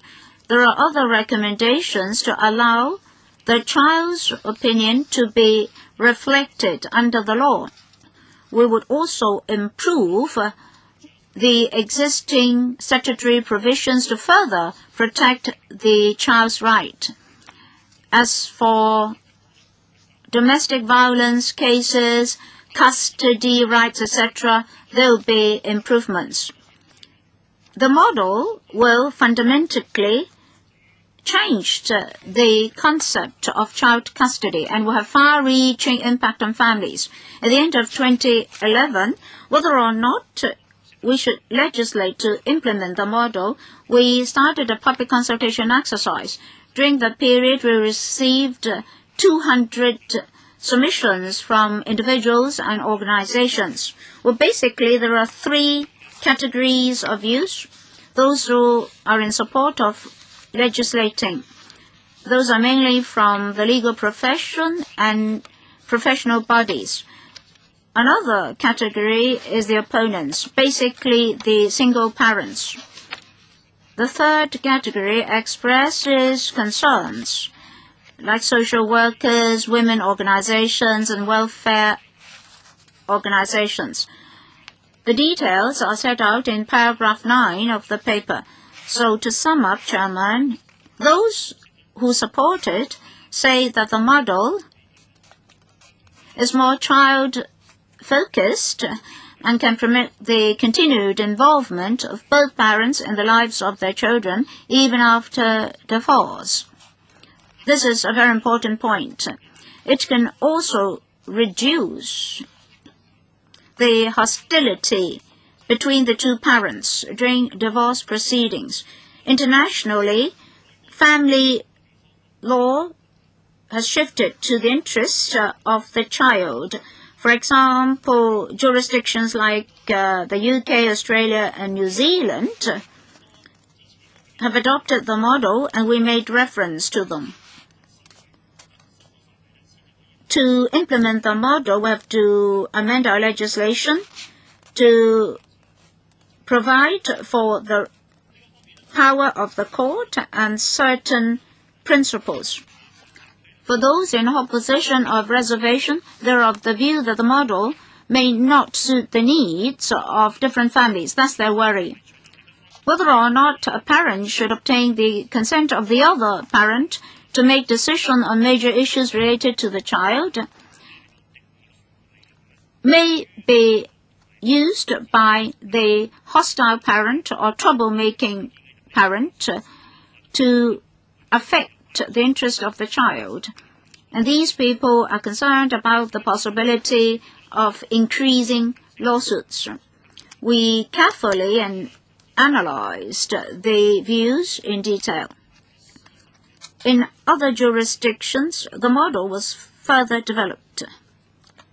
After implementation, we also studied the other jurisdictions and their developments in the latest implementation. Most respondents subscribed to the concept behind the model, which should be more child-based. It can also encourage parents to actively participate in the life of the child. So we agree that the concept should be implemented in Hong Kong. That's point number one. But as I said, in the analysis, some people were concerned and worried about the actual implementation details. So we're of the view that the details and implementation arrangements must be set out in the legislative procedures to allay the concerns and worries of the public. In overseas jurisdictions, the relevant laws are ever evolving, so we must be concerned about the latest developments. We should make reference to other jurisdictions and take care of the local circumstances. The model will involve amending a number of laws on marriage and child custody and access. That's a mammoth task. Together with the Department of Justice, we'll start the preliminary preparation work, which will cover a study on the latest development in other jurisdictions, and then make legislative proposals and arrangements. In the course, together with many organizations, including the judiciary and the stakeholders, we'll discuss the issues and details. Together with other government departments, we'll see what administrative measures were needed to implement the recommendations. Now, the model will represent a major change in the concepts of the parents, so we'll do publicity and public education to promote the concept behind the model. After doing all these, we'll further consult the stakeholders and parties concerned before starting our legislative exercise. Chairman, let me mention our support services for divorced parents. Members are concerned about supportive services for divorced couples. In fact, in the paper, in paragraphs 21 to 24, we explain the support services provided at the moment. Under the Family Council, resources have been allocated for family mediation to resolve family disputes. We'll continue to monitor all sorts of services and make sure that there are sufficient resources to nurture and train people in terms of family relationships and parenting. Well, there's a typo in the paper. In the Chinese version, there's a typo. Maybe the permanent secretary can inform you. There's a wrong translation and we have to explain. Now we have to clarify. Parental responsibility is used in the English version of the paper. But in paragraph 5 of the Chinese version, we're still using 共同父母責任模式. I have to clarify this. The Bar Association and the Law Society told us that the model should mean parental responsibility rather than joint parental responsibility. Because as far as they understand, Recommendation 12 of the LRC says that in daily living and the memory of the child, parents can separately and independently handle certain responsibilities. For example, the basic necessities in the best interest of the child. Then the Law Society and the Bar Association are of the view that jointly may lead to misunderstanding. So in the Chinese version, 共同 should be deleted. The word joint or jointly has already been deleted from the English version, so please delete 共同 from the Chinese version as well. We previously submitted the views of the Bar Association, but not the views of the Law Society and the LRC. On Friday, when we had a discussion with the latter two organizations, they asked us to refer their submissions to you as well, because all along they've been participating in the progress. So we submitted the two submissions to you rather late. Sorry for that. 5 members would like to speak, 3 minutes each. I'll be very strict on the time limit because we really have a tight schedule. Mr. Alberto, please. For the LRC recommendations, as the Bureau Director said, they comply with the practice of many advanced jurisdictions. That is, to change the original concept that the parents have to strive for certain powers and rights to totally take care of the child. Now, this is important. For the parents, they should not, because of their marital relationship, damage the relationships between the child and the mother and father, respectively. Both parents have the responsibility to bring up the child until he becomes an adult. Now, that's an important concept. Unfortunately, the recommendations were first released in 1997. For so many years, we've been repeatedly discussing the same issues. As Mr. Zhang said, other jurisdictions had done a lot already. They had implemented the new model and the new concept. We're still maintaining status quo, and still they have to consult the stakeholders. So the most important point is whether or not a bill will be introduced into LegCo in this term of the SARG. Well, many social workers deem the model good, but what about support services? For parents with serious dispute, if they are to sit down to discuss major issues relating to the child, for example, education, then social workers, counselors, and mediators must support them. Otherwise, access may lead to disputes or even family violence. So if there's no support service covering the venue of access, etc., then we're all very worried. Social workers are also very worried. Whether it's government social workers or clinical psychologists or counselors, they're worried. So within this session, will you introduce the bill to us? And then what about the details? I mean, within this term of government. Within this term of government, yes, we do have confidence. Within this year, however, I'm sorry to say that we won't be able to complete that. We will come up with a legislative proposal first. We incorporate members' concern and the organization and individuals' concern before we move on to legislation. Now, secondly, supporting measures. We have stepped up our efforts. The Social Welfare Department and also the Family Council has also been allocated resources. Mr. Peter Chang, I share Mr. Albert Ho's concern. The sectors are concerned not only on parental responsibility. It's a good idea to make things clear, but the concern is about inadequate supporting measures. In para 22, 23, and 24, it seems that the present service model will be adopted. I think this is outdated. We need new approaches to new problems, and as said by the sector, during court proceedings, even before court proceedings, intervention is necessary. This is a special service. This should not come under IFSC or ISCs or FCPSUs.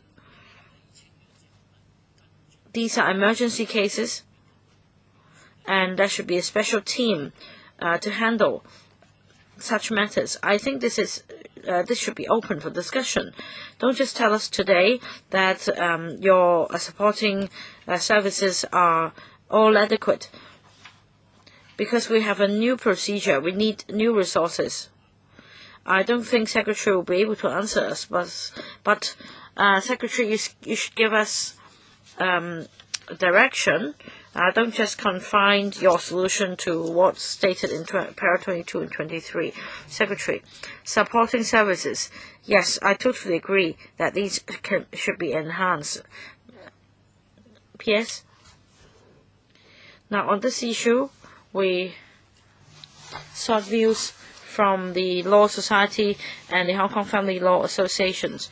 We also discussed with Ms. Christine Fang of HKCSS, and they have started looking into this issue as well. And the Law Society is willing to work together with government organizations and HKCSS and NGOs on the new service delivery model. As in para 26, when the LWB is working on it, it has also taken note of the problems. Yes, do take a parallel approach or dual-track approach, because you need time for funding. Next, Dr. Helena Wong. Thank you, Madam Chair.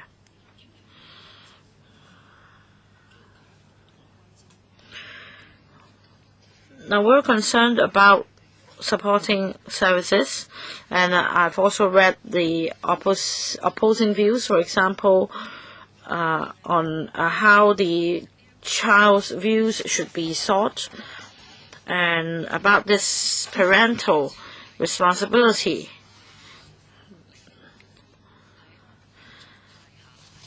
The important thing is that after a couple divorce in a civilized manner, they still respect their individual rights and their rights on child access after divorce.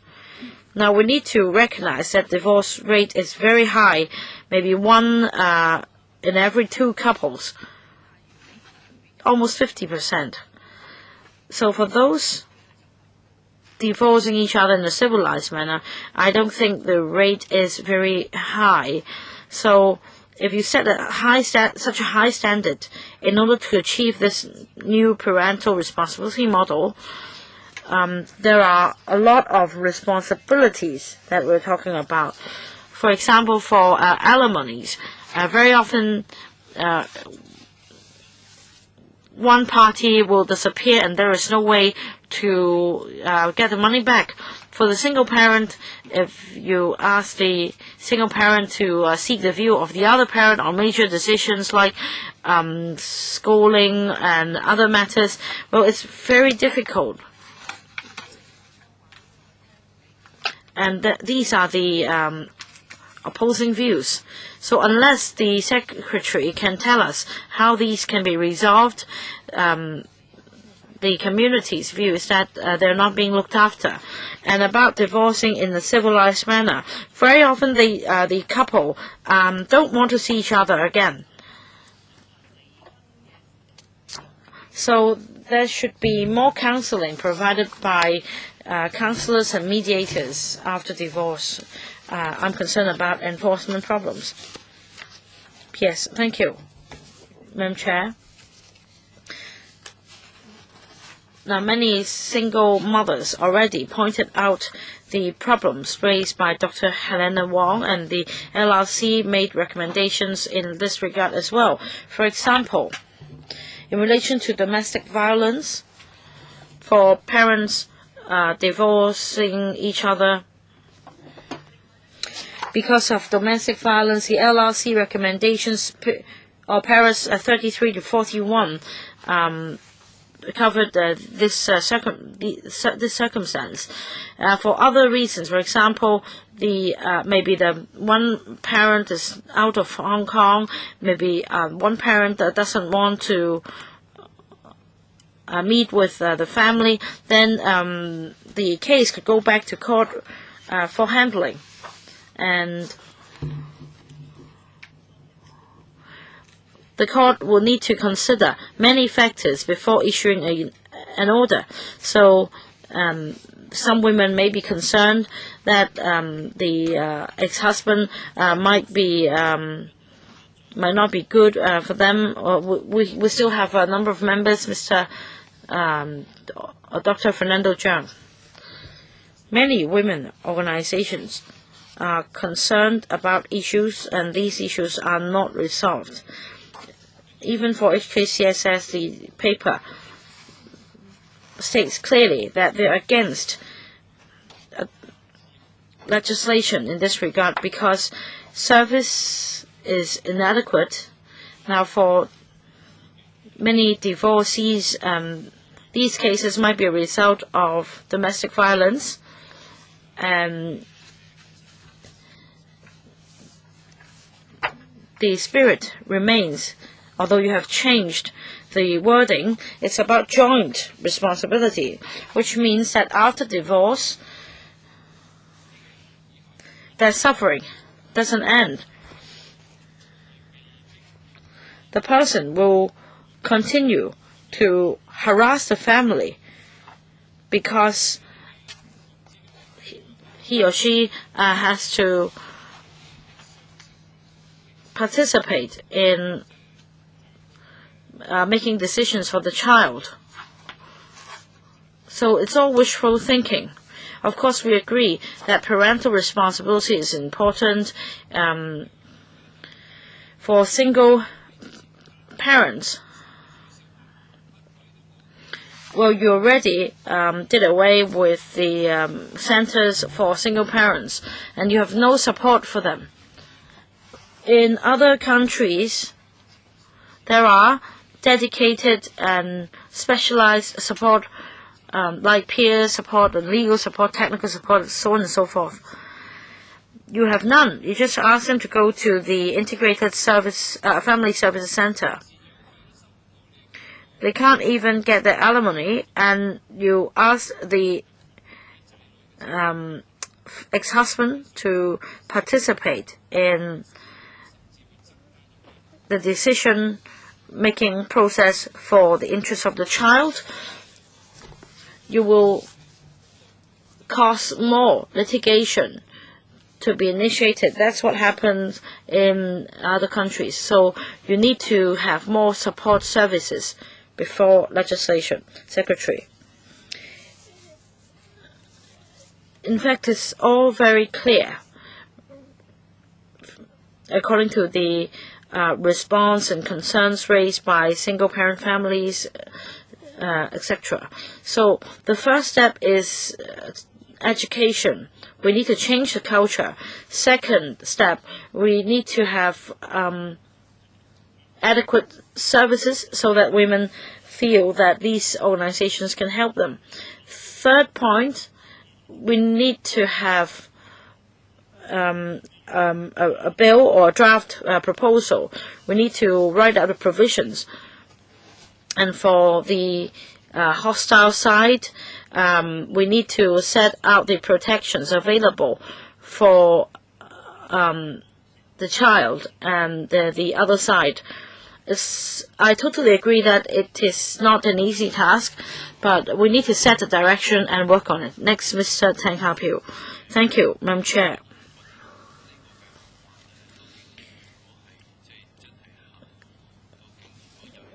If we really to legislate on it, will there be any penalty for breaches? I think it's very complex. Many colleagues talk about irresponsible men, but if you go to the front line, well, of course, most of the time it's women who take care of the children, over 70% of them, but there are irresponsible women as well.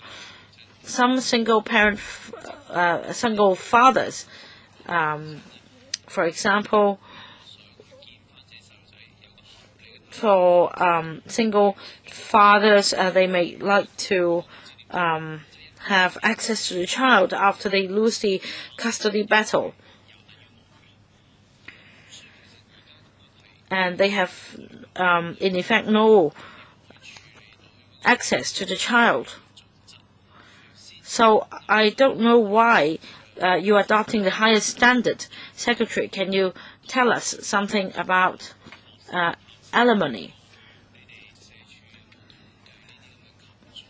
And the number of cases requiring assistance at the SWD. I have great reservations on legislating on this matter because it's family matter and who should be penalized. I'll defer to the Permanent Secretary.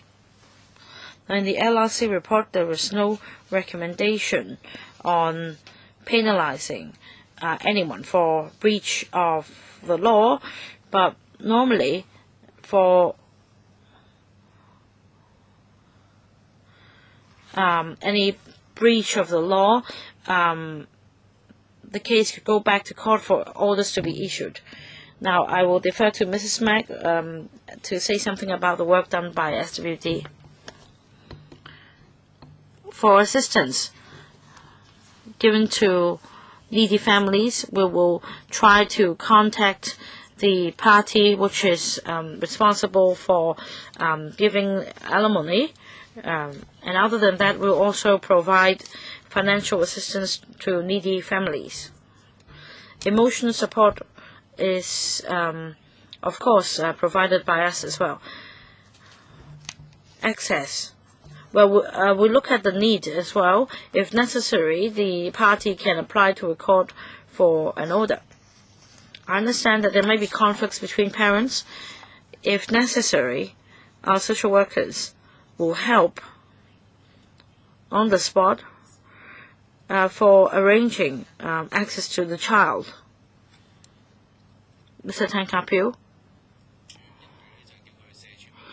Now, either the party will be asked to go to the court or go to the protection unit of the SWD. Please go back to the queue for the second round, if necessary, Mr. Lam Kok Hong. Madam Chair.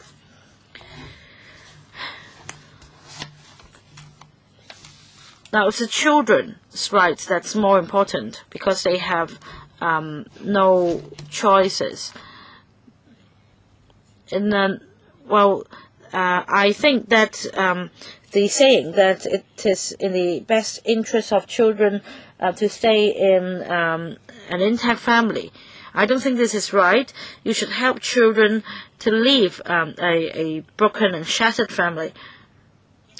If you say that there is no criminal liability, this is wrong.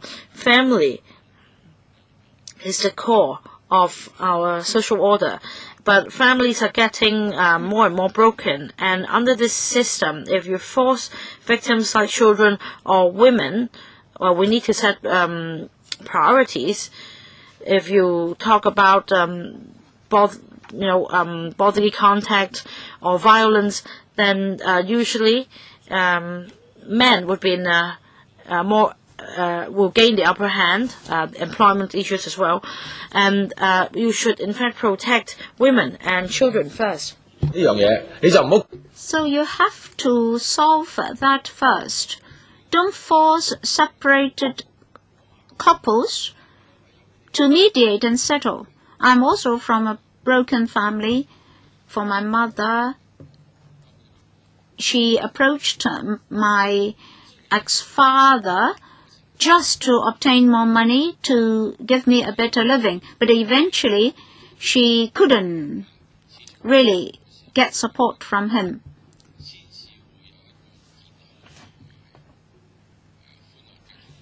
There must be a happy family to provide a happy childhood. Well, that's your concept. But that only occurs when the family is happy. Sometimes a family is a hell to the child, and it's better to assist the child to get out of the hell. So, you should make sure that child custody and access are done well. Alimony there, access there. If both parties can achieve that, you can talk of something else. But at the moment, even these two aspects are not done well. Without alimony or with alimony, can it guarantee access? So long as the access right is safeguarded, then at least it's better for the child. The Bureau Director is really suffering. We ask him to do something, he doesn't do it. We do not ask him to do something, but he does it. If you can do alimony and access well, is already very good. All right, time's up. All questions have been answered. Madam Chairman, Mr. Albert Ho has raised his hand. Mr. Albert Ho has raised his hand. I'll draw a line there. Final speaker, Mr. Albert Ho. I just want to respond to Longhair's remarks.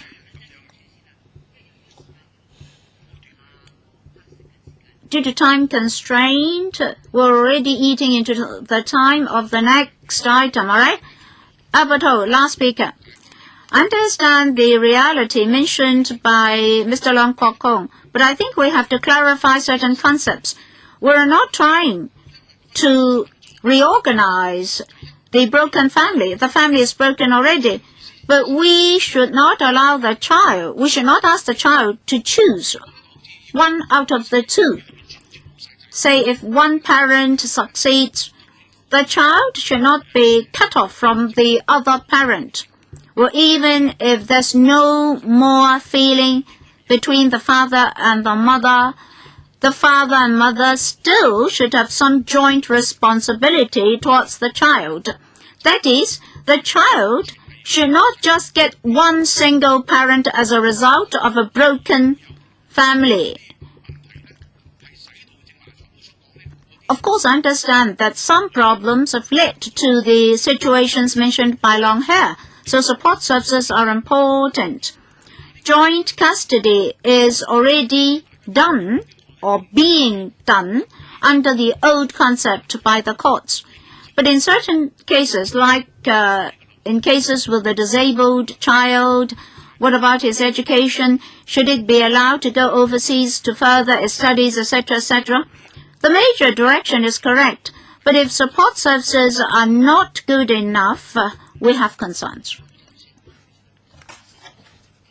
Bureau Director, I'd like to thank Mr. Ho for his clear analysis. But let me repeat that the leading thought is that we should act in the best interest of the child. Of course, the concept would change, but the best interest of the child will be the focus. Permanent Secretary, we don't want to reorganize the family. We just want to protect the best interest of the child. In the LRC report, there's a part on respecting the child's views. As regards joint custody, in court proceedings, judges have expressed a lot of views.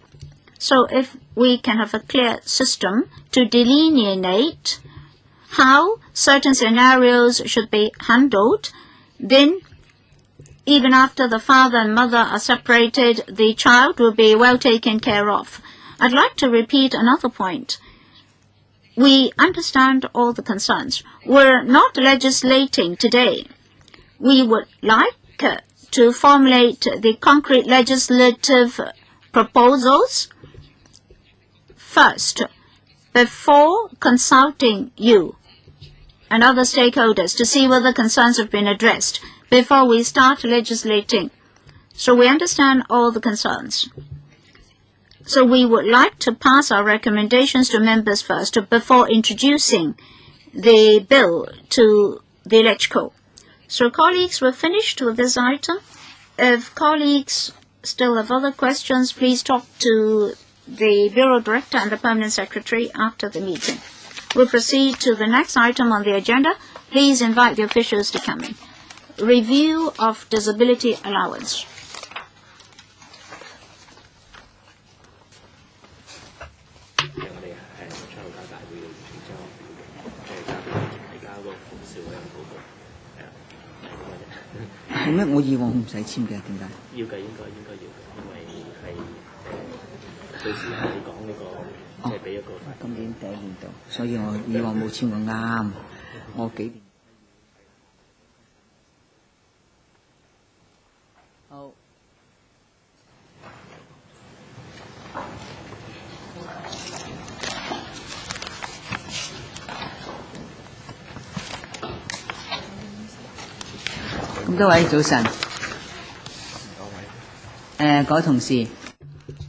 Good morning.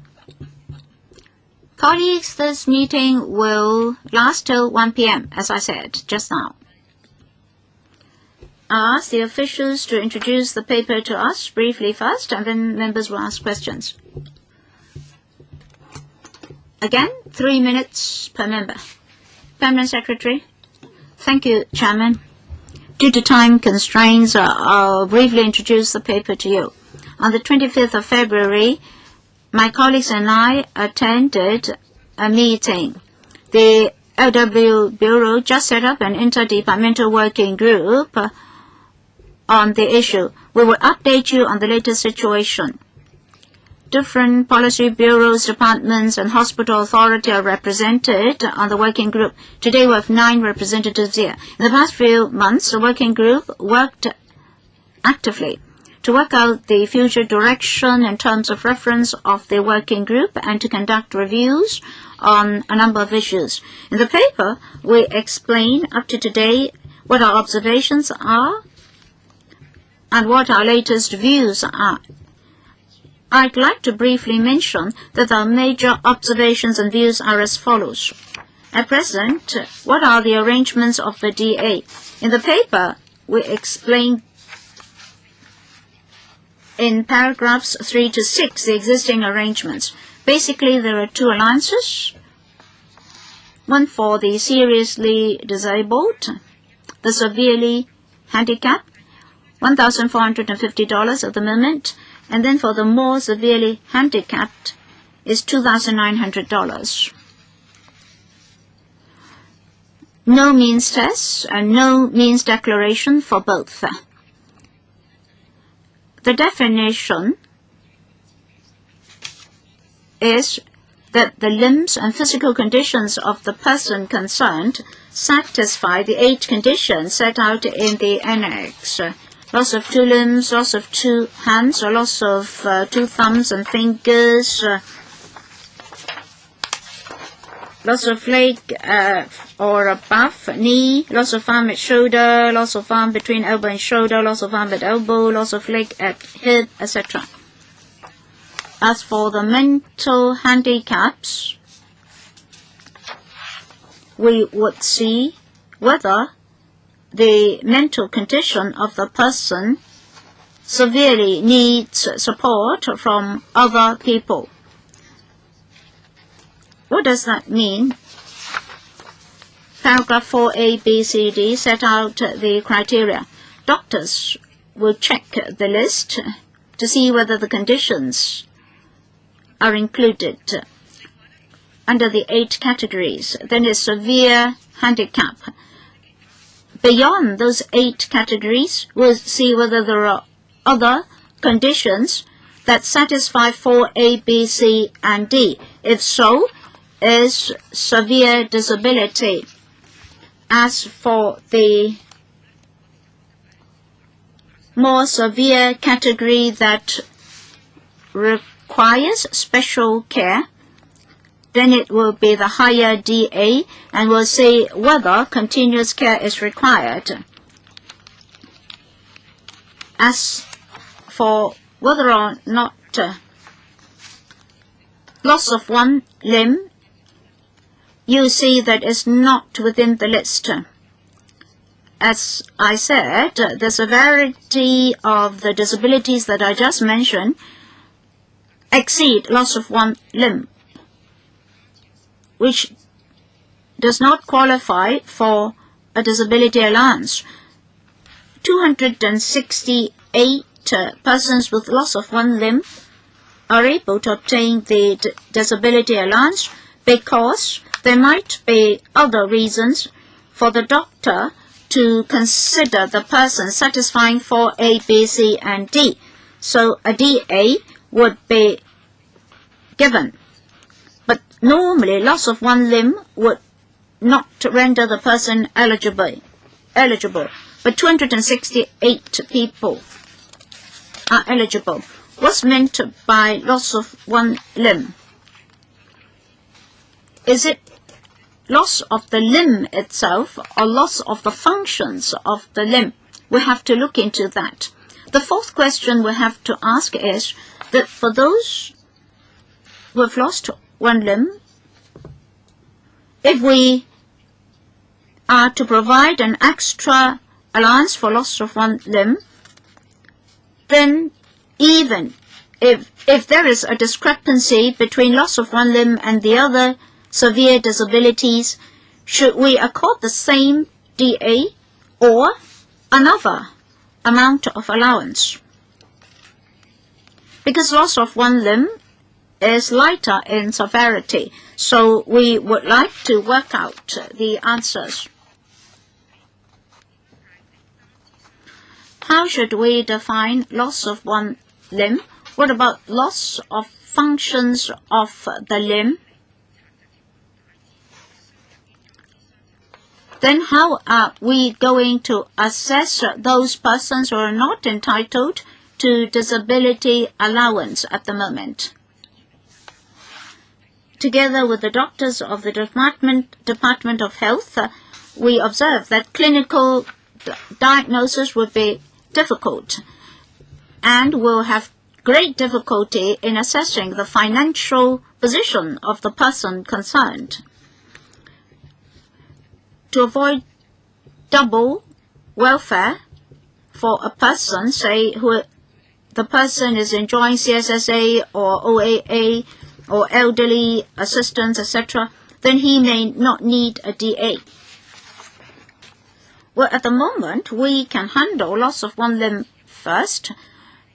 The more severe cases can be handled later. However, views received were divided on this. Many people do not agree. They want a broad brush approach to handle all scenarios. So for a disability that is even more severe than loss of one limb, then we're concerned about fairness and justice as well as the long-term financial implication to the government. Now, I have mentioned altogether 7 difficulties. In fact, our working group does not just involve 9 colleagues. We have other colleagues who are also working very hard. As for the major direction for the working group, we would like the SARG to be able to fetch a consultant to study the situations in other jurisdictions for us and how they handle their cases. The UK, USA, Australia, and Taiwan will be studied as an initial step because we consider that we can borrow the experience of these jurisdictions. Before the consultants do their work, many of these jurisdictions are offering assistance that is related to jobs and income. And there may be simple means test mechanism. So in this regard, we place our emphasis on helping the disabled in relation to their work and their daily living. Apart from financial services, we have CSSA and other social benefits. We have other services provided by various organizations in Annex 2. In Para 23, we also explained how we help the disabled in employment. And we also have the WITS, and the disabled can apply for the allowance under or subsidy under the WITS. We do not have the breakdown for the disabled, but we have a special needs group task force of the COP, which is considering other measures to help the disabled. And we have met many individuals and organizations in the process. We met Mr. Wong Kwok Heng and Dr. Fernando Cheung, who helped us with meeting with other individuals. We met with scholars, academics, and other concerned groups, and some people with disabilities. And on a number of occasions, we went to the task force of COP, and we also went to the Rehabilitation Advisory Committee to seek their views. And this is the second time we're here. We'd like to seek views from members to help us with our way ahead. 每位同事3分鐘。黃國 3 minutes for each member. Mr. Wong Kwok Heng. Madam Chair, 3 minutes is too short for me to say anything. I don't know how to put it, but I am really angry, and I need to criticize the Labour and Welfare Bureau and the so-called the interdepartmental working group under the lead of the SWD. I have the impression, as PS said in the remarks, that there are many difficulties and there will be lots of delay, and they need to look at other places like Taiwan, UK, Australia, etc. There is no timetable.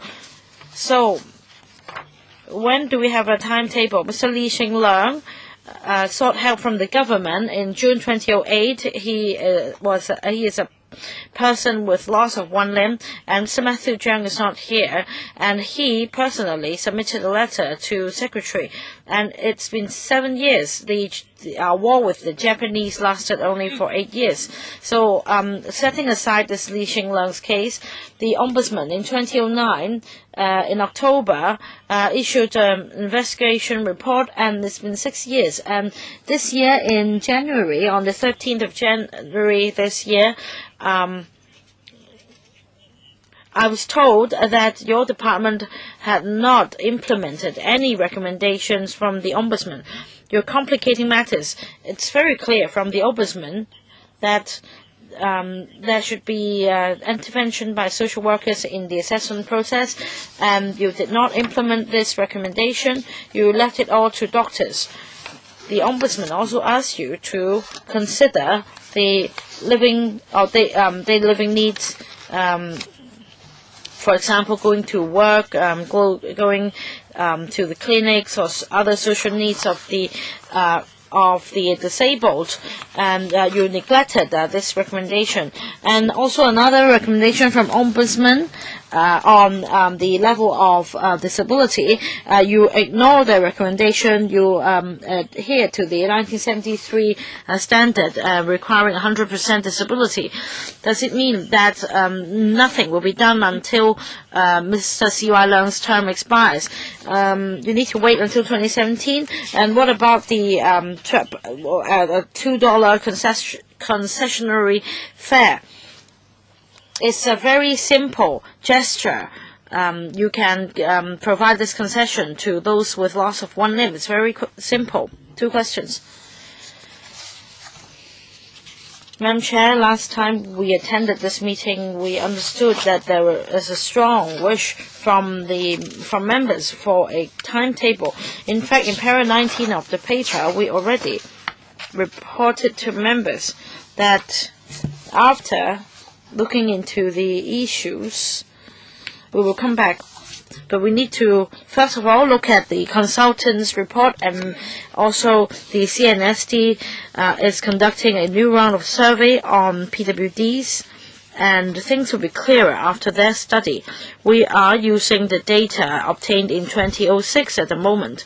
So the CNSD is telling us that in 2015 they'll be releasing the report, but the latter half of 2014 the CNSD will be able to give us some data. So my timetable is that before the end of 2014 we hope that the review can be completed. Chairman, very simple. Well, the Ombudsman's report was released 4 years ago, and no recommendation had ever been implemented. And how much more time are you going to waste? Well, she's told you by the end of 2014. Next, Mr. Frederick Fong.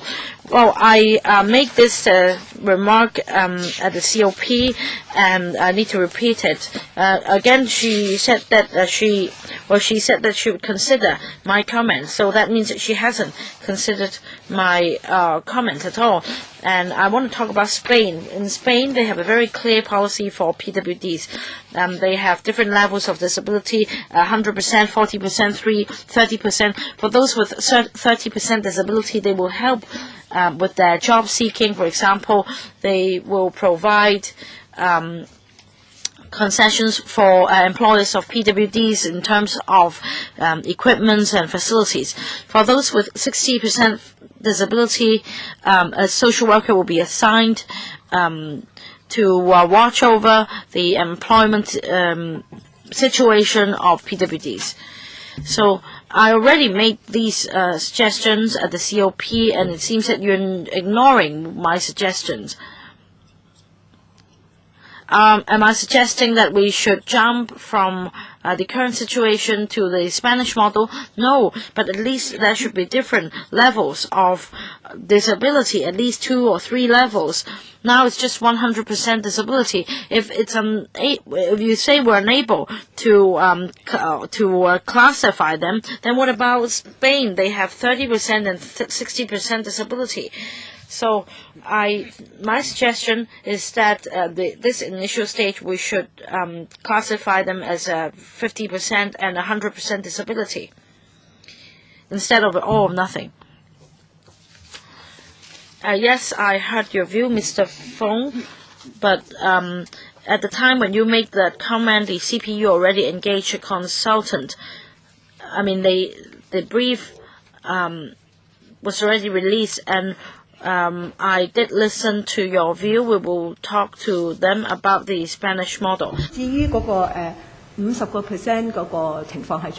As for the 50% disability, whether this can be achieved, well, may I defer to Dr. Dai to say something about that.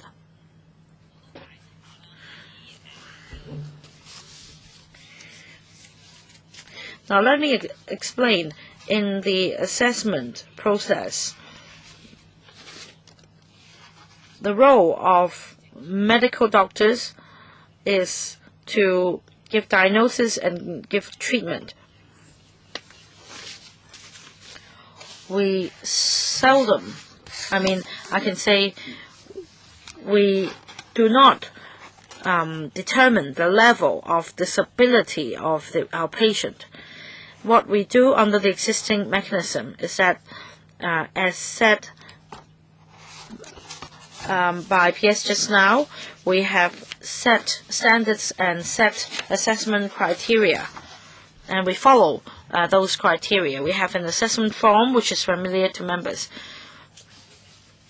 If the patient is having conditions as stated on the assessment form, then the medical doctor will check the relevant boxes. Say loss of limbs from item 1 to 7. If that is the case, the doctor will check the relevant boxes, and after that the form will be forwarded to SWD for vetting. So that's what doctors can do. As for loss of one limb, if we redefine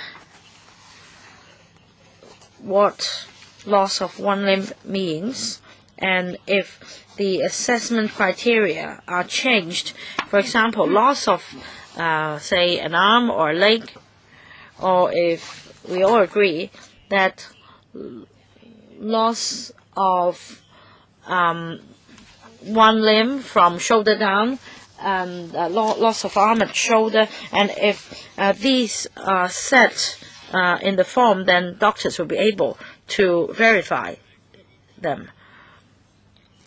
Mr. Alan Leung. Madam Chair, well, there was no grey area in C.Y. Leung's election manifesto, and that is people with loss of one limb should be able to get disability allowance. There was no grey area. And having heard the explanation just now, I feel that C.Y. Leung was, again, talking nonsense. Now, recently, about the landfills, now, again, he talked nonsense. When Mr. Henry Tang said that incinerators were necessary, he said, no, we could resolve the matter by landfills, but now we see the problem. Now, the existing system prevents certain people from getting help, and I understand the point made by the doctor just now. It's a very mechanic procedure. Now, if we want to provide help to people with disabilities, we need some rethinking to do at the policy level. 9 years ago, when I joined this panel, we already discussed this matter. We already said that it's outdated. It's not keeping up with the times. And 9 years later, what we do is only to conduct the research by the CPU. So setting aside the irresponsible remarks made by your boss, now, please tell me when we will be able to see some changes. P.S. Madam Chair, as set out in the paper, the working group is actively looking into the issues. That is to say, how, under the existing mechanism, people with loss of one limb can be dealt with, also for people with loss of one limb or more serious conditions. Now, this approach may be mechanic, but it is efficient. It's highly efficient. We look at the loss of limbs first, and then we look at the four major categories in terms of their capability in dealing with daily situations. Now, if the loss of limbs situation is not serious, if the person is suffering from loss of one limb or suffering from disability comparable to this situation, then, Madam Chair, perhaps I'm not making myself clear. Yes, we are asking the CPU to give us some recommendations. We're asking for CNSD to provide us with statistics, but we're not staying put. We are at the same time looking into the relevant issues. Permanent Secretary, don't use the CPU as your shield. That won't help solve problems. Dr. Fernando Cheung. Madam Chairman, this review on DA started in 2005-2006. That is the last term of the SARG. In 2009, the Ombudsman proactively conducted an investigation and published a report in which it is clearly said that for many years, the Commissioner of Rehabilitation has urged the SWD to do something. Dr. Leung Ka-lau said last time that if the applicant is asked whether he has a job, if the answer is yes, then he is not entitled to DA, because it's talking about 100% loss of earning capacity. So, of course, that person won't be eligible. In fact, many people receiving DA at the moment are also working. So the Ombudsman's report is very clear. In paragraph 22 of his report, he says that this loss of earning capacity is vague and misleading. Doctors cannot objectively form a standardized view, so that item should be deleted. And you say that the SWD agrees to that recommendation and will implement it. From 2009 to 2013, 4 years have elapsed. You've not acted. So what will happen? The report says that the categorization was rough and outdated. I'm actually citing the report of the Ombudsman. From 2009 till now, you've not acted, and now you say that you will only act at the end of 2014.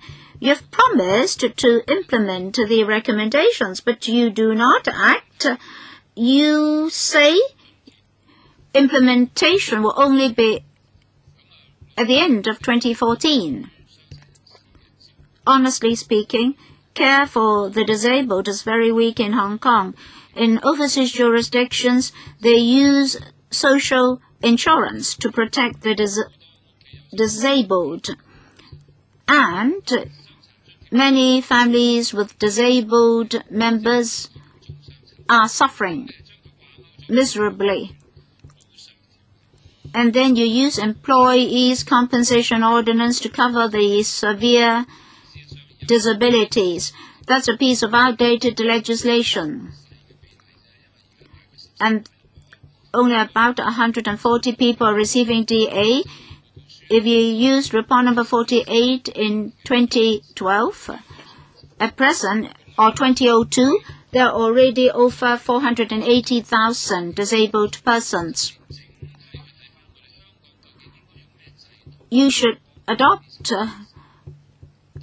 an overall viewpoint in formulating your assistance policies for the disabled.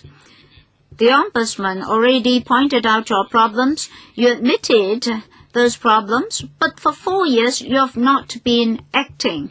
You have not been rectifying the situation. You only tell us that 2014 will be the implementation date. Please tell us when will you delete the item loss of earning capacity, 100% or loss of earning capacity. Mr. Leung Kwok-hong, it is very inhumane to pass the buck to the doctors. The one sitting behind me is complaining already. So, where is the crux of the problem? Objectives. C.Y. Leung said that you should allow those people to apply. Don't hinder them in their application. Of course, you tell us that if those applicants can apply, then what about the severely disabled? The answer is simple. Just act to the higher DA. If you compare Spain to our government, you see that they're very different from us. Their bonds were dropping in value and rating. Our bonds can fetch 5% of interest. The Ombudsman said that you're incorrect. C.Y. Leung said that he would do it. Wong Kwok-heng was very angry because he had been cheated, because he cast a vote for him. Well, there's nothing I can do to help you. You've been cheated by him. All right, 1 year has passed. You're so angry with him. Ask him to step down. The whole FTU should overturn him. Then elect Leung Kwok-hong as your CE. Definitely the Ombudsman's recommendations will be implemented. Mr. Leung Kwok-hong, wait if you want to be the CE. But Chairman, you know that I've always been lazy. I don't want to be the CE. But it is really saddening that people have high expectations of a person with no aspiration to become a CE than the incumbent CE. So don't speak anymore. Don't talk anymore. Just give instructions to your colleagues to implement it. The CE has already made the order. Wong Kwok-heng had been cheated, so don't cheat others. Do it immediately. The whole civil service should do it. If the emperor has already issued an instruction, dare you disobey? The ombudsman has already helped you spend more money. We always ask you to be more committed when you come for your budget. Do you want filibustering Wong Kwok-heng? I can get you involved next time. Then you don't need to do calligraphy in order to kill time. Mr. Tan Ka-Piu, well, I think they're cheating us when they say that they'll do something at the end of 2014. Because what they say in the paper is that the report will be out by the end of 2014.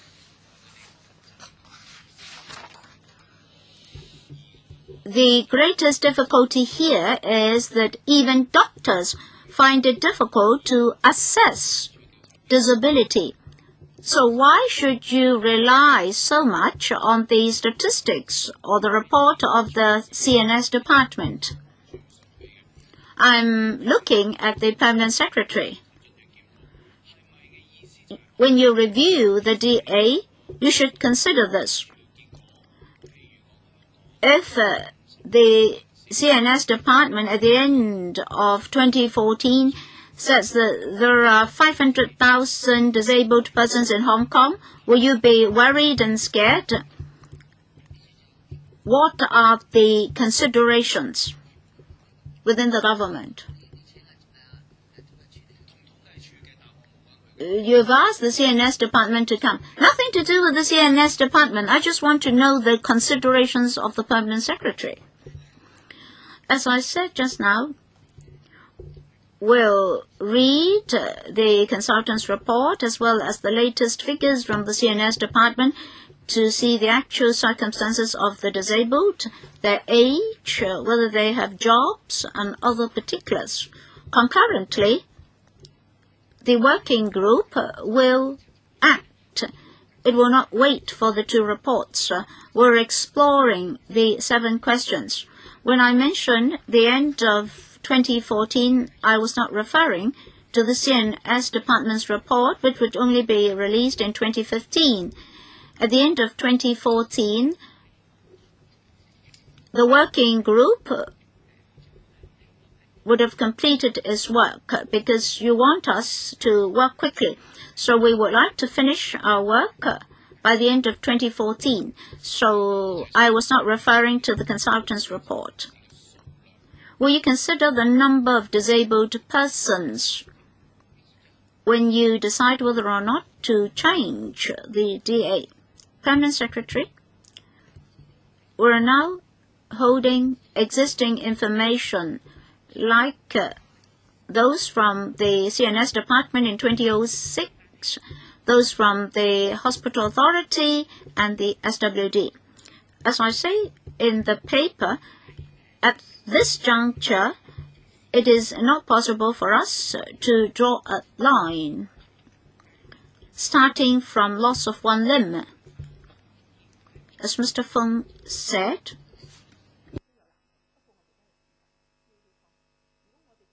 it's difficulty to draw a line anywhere. We'll consult the Advisory Committee on the Rehabilitation Advisory Committee, the COP, etc., as well as the Society for Rehabilitation. Mr. Leung Yiu-chung, Madam Chairman, I was worried after hearing her. She mentioned the CPU. I don't know whether the Bureau and the CPU are in conflict when it comes to their relationship, or is the Bureau under the CPU? What role does the CPU play? Policies should be formulated by the Bureau. The CPU can advise the Bureau, but should not stand in the way of the Bureau. But it seems now that the CPU is standing in the way of the Bureau. I think they have to clarify that. Just now, you passed the buck to the CPU, saying that the CPU may affect your work. You should only make reference to the CPU's advice. So that's the first question. And then you said that you now have in hand outdated information, for example, those in 2006. I want to know why your information is old and outdated. Why were you not able to catch up with time? Why didn't you update your information? That's the second question. Third question, just now your doctor said that they mainly followed your system in ticking the boxes. Of course, I know that the system poses problems. So why don't you consult society on your problems? You have problems? Can you work out preliminary suggestions for us to explore? You didn't do that. You've been wasting time.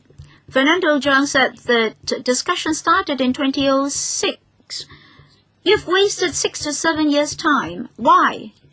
If you had difficulties, why didn't you discuss with us?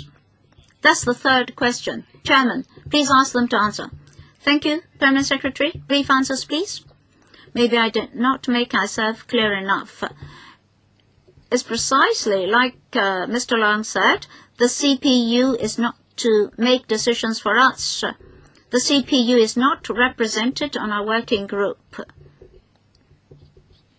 They only provide a scholar consultant. We just want the CPU to commission the consultant for us. Why should they commission the consultant for you? Can you not commission your own consultant? The working group is mainly working on the review. The commissioning of the consultant, we enlisted help from the CPU. Please answer Mr. Leung Yiu-chung's question.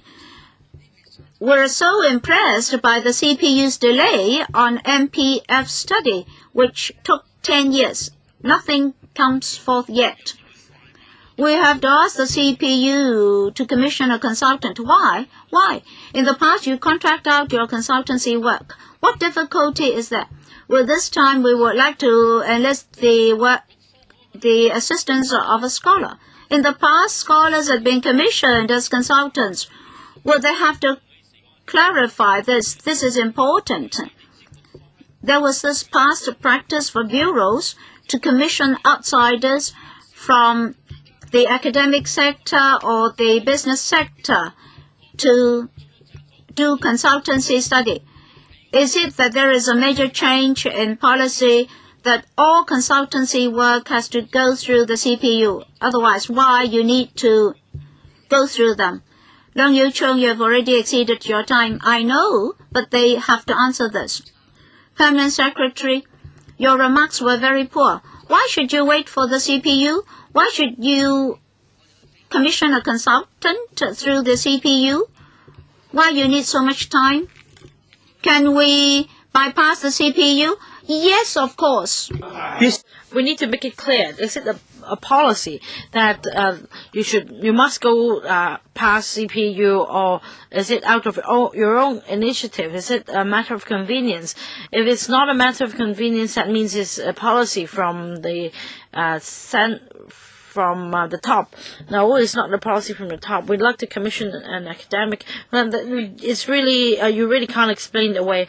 P.S. Please go back and think carefully before you answer, Mr. Ang Yu-chong, because your answer does raise a lot of suspicions. Now, first round, we have 3 members. I'll skip on my turn. The second round, 3 members as well. I'll draw a line. 2 minutes, questions and answers is included for second round, or we'll go beyond 1 o'clock. Doctor's turn? Okay, your turn next. You're important. If I'm important, please allow me to speak a bit longer. Doctors, when we undergo training, we never study anything about making assessment and approving DAs. For hospital authority, there is no job requirement on knowing how to approve DA. But now for the 300 odd new recruits, they will have to learn how to approve DAs. And from a practical perspective, about this MAF for DA. According to paragraph 3 of the paper, that's how the MAF is designed, but it's misleading to a lot of colleagues. Now, for each consultation slot, it lasts only for 10 minutes, and it isn't until the end of the consultation that this form is floated. So you need to fill it in very quickly. And if the criteria are set out in paragraph 3 is misleading, as many colleagues may think that if the person is in employment, then the person is not eligible for DA. So you should put the criteria in paragraph 4A in the form instead of putting it in an annex, because usually doctors don't read what's written in the annex. So you should put the content of paragraph 4 in the form. For example, if loss of one limb caused the person not to be able to perform in the original occupation, or any kind of work for which he or she is suited in 4A, and then in 10 seconds the form can be filled. So the content in paragraph 4 should be included in the form for doctors to check the relevant boxes. And the patient should meet the criteria of either 3 or 4 instead of 3 and 4, or just 3 or just 4, so that doctors understand that the criteria are not loss of 100% of earning capacity. So it's either 3 or 4 for doctors. For 4, may I suggest adding 4E if the disability has caused the applicant to have extra medical expenses, then the patient should be eligible, because according to the Rehabilitation Society, for successful and unsuccessful applicants,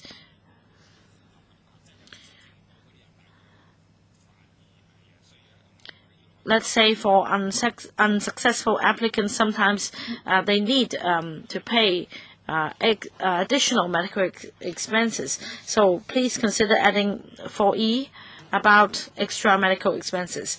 And this suggestion will not affect the existing criteria for DAPS. In fact, for the response to the Ombudsman's direct investigation, the SWD already made a response. Well, last time members did not support the implementation of the new form.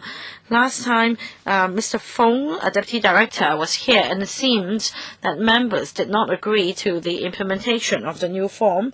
And about the members' suggestions, well, we did read through the form and review the form, and we did consider the suggestion of incorporating the content in the form instead of in the annex. So go back to consider your comment.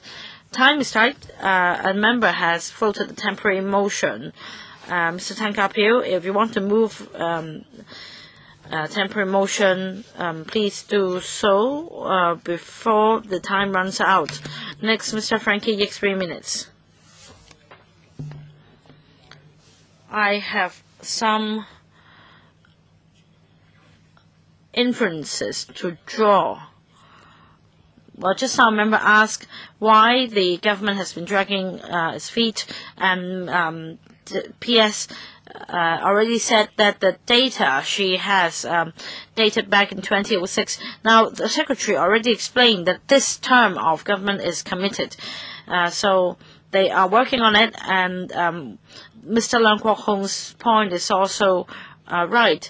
Is there any difference between loss of one limb and loss of an eye? That's my inference. We should allow time for PS to do something within this term of government. Let's say for a dog worker, well, for loss of one limb, of course he cannot perform his job. What about loss of one eye? Maybe he still can perform his job. So there may be a lot of disputes arising from it. The government should do more. But I agree with the other member. It may not be necessary to go through CPU. 4 years, too long. Please consider. P.S. Thank you, member, for your comment. Perhaps I didn't make myself clear. The CPU is only tasked to commission a consultant.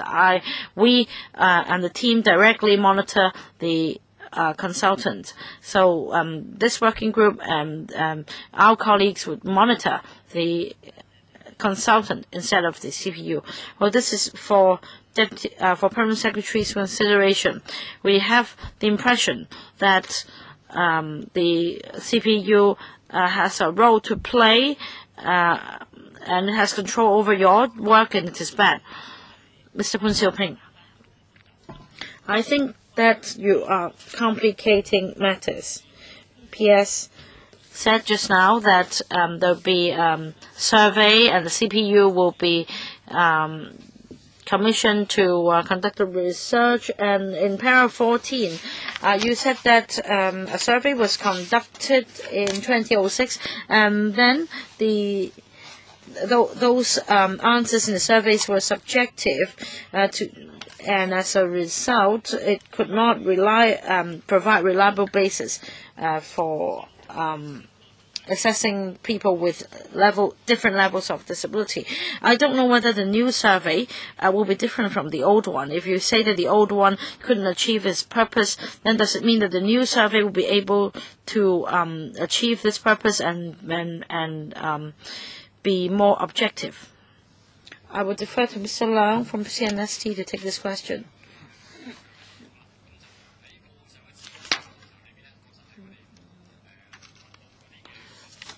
Mr. Leung.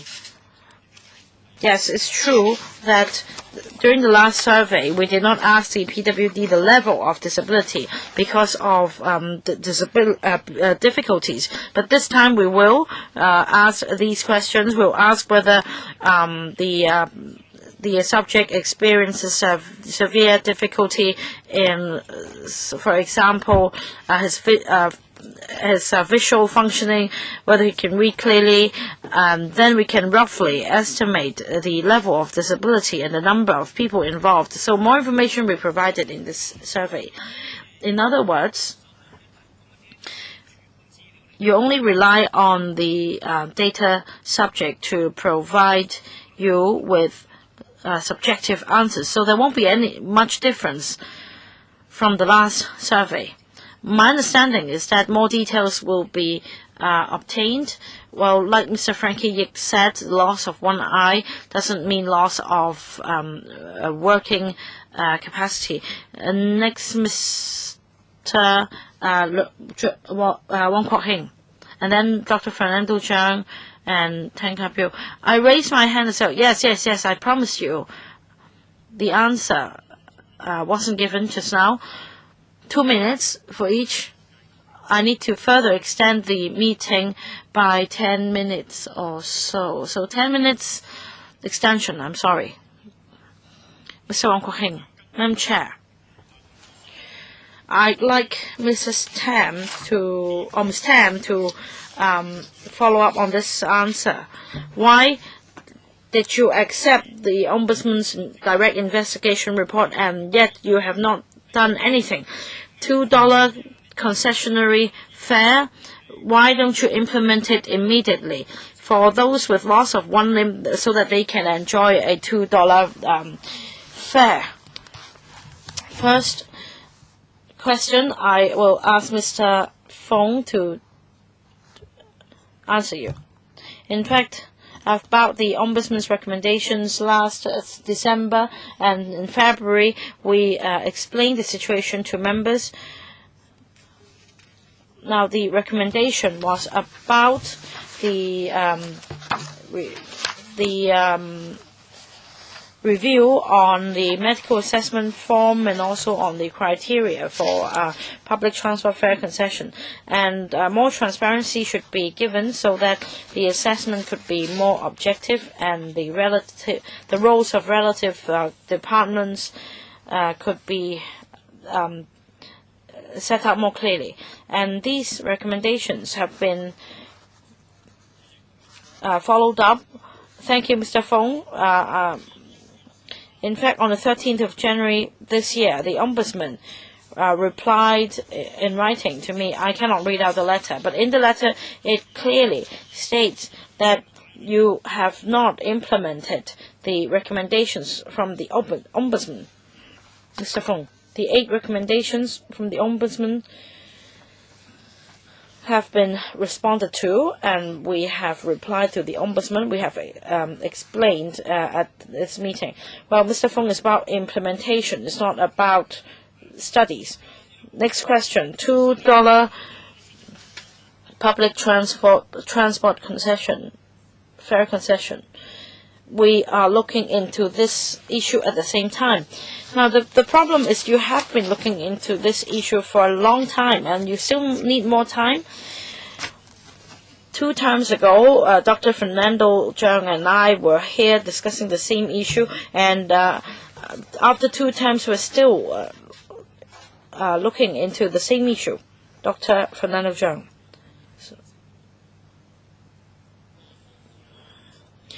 The report has been completed, but the report has never been implemented. Last year, in replying to my question, they say that the report was not implemented because CY Leung suggested giving DA to person with loss of one limb, and that is why we have more delay here. A working group has been set up to review the situation. If next year in the policy address CY Leung says something else, then another working group will have to be set up. If you go on studying the issues and looking into the issues, then where are we heading? Madam Chair, you can say that a comprehensive review on DA should be conducted, in particular on how DA can help address the needs of the disabled. And yet, in the short run, you need to come up with something. Just now, Mr. Fong, Deputy Director, made a very good point. Things should be done, and why is it stalled at the moment? The Ombudsman already made the recommendation, and your concern may be that for loss of one limb, if this group is included, then for those with loss of 50% or those having 50% disability may also become eligible. Then there may be a million people costing you $20 billion. But in fact, there are things that you can do immediately. Why do you need to wait for so many years? Let him answer why this cannot be done immediately. 3 questions. I've written them down. 多謝主席。 Mr. Tankavu, thank you, Chairman. In the short term, what can be done? That is, before the policy address, an unsatisfactory review report was released, and that covered the form. For the form, there's quite a consensus to delete the item loss of earning capacity, 100% loss of earning capacity. Can they undertake that expression will be deleted? Permanent Secretary. As Mr. Fong said, the form had been reviewed. So it's not true that one review committee was standing in the way of another review committee. Mr. Feng's review has been completed. I think we all agree that he should implement the recommendations. However, there's a very subtle recommendation in the last review report that the item 100% loss of earning capacity should be deleted. Let me elaborate. The original intention was that the DA was for the severely disabled. And all along, this criterion of 100% loss of earning capacity under the ECO was used. Loss of one limb is not 100% loss of earning capacity. So there's a problem in definition. The Permanent Secretary's working group is looking into that. So you insist on this 100% loss of earning capacity. That means they won't heed the advice of the Commissioner for Rehabilitation. Mr. Leung Yiu-chung, I'd like to follow up on 2 questions. Why their information is so old and outdated? Why don't they update the information? Their information was in 2006, now it's 2013. Secondly, doctors observe the form. Why can't they expedite their review of the form? We'll just enlist assistance from the doctors in working out a new form. Permanent Secretary? All along, we've been observing the criterion for severe disability. Now we have to add in loss of one limb.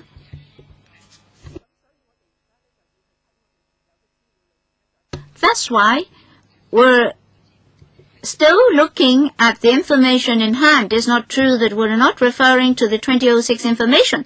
We still look at the 2006 information. As for the form, we've been cooperating with Mr. Fong. Mr. Fong is also a member of my working group. I'll go back and consider members' suggestions on the form to see whether we can change anything. I think I've heard you on loss of one limb, and you had strong views about 100% loss of earning capacity. When can you come back to us? How long? I'll go back and consider that. How much time will you need? I'll act as soon as possible. I hope that I can do so within this year. Long hair, let me handle the meeting first.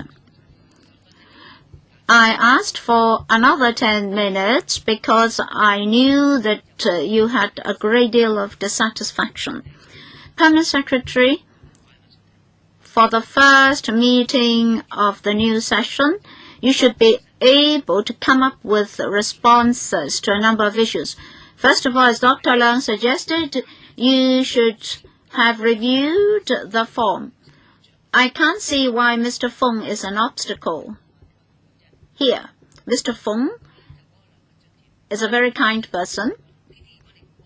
That's number one. Number two, why have you been dragging on with the recommendations of the Commissioner for Rehabilitation?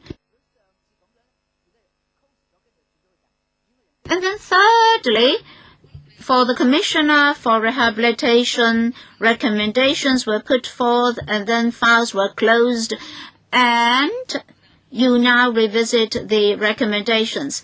10 years have passed in the interim. What about the relationship between the legislature and the executive? Are you playing tricks on us? I somehow feel that you are playing tricks on us. When you mentioned the CPU, you almost gave me the impression that you are under the CPU. Well, I'm not imposing this on you. Are you aggrieved?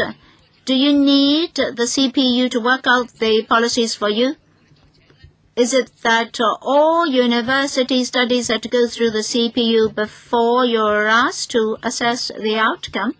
The media here, you have to be fairer to the CPU. And just now you gave me the impression that you're obeying the CPU. If that's the case, it's very dangerous for Hong Kong. I don't think the director of the head of the CPU would like to do that. Permanent Secretary, you have to talk to a lot of stakeholders. You have to review the form. You have to amend the form. In the next session, at the first meeting, you have to give us responses. I believe you and I will still be the deputy chairman and chairman. Well, I won't be able to sum up comprehensively. And all colleagues' views should be collated and put together for the Permanent Secretary to work upon. Colleagues, thank you very much. Time was pressing. I did not allow you to air all your views. I hope that the PS will understand us. Don't give the hospital authority difficulty. Don't make life difficult for the CNS department. CNS department, please provide more details. Colleagues won't tolerate you till the end. We will press you on. Colleagues, right? You've always been angry at this meeting. All right, meeting adjourned. Thank you very much.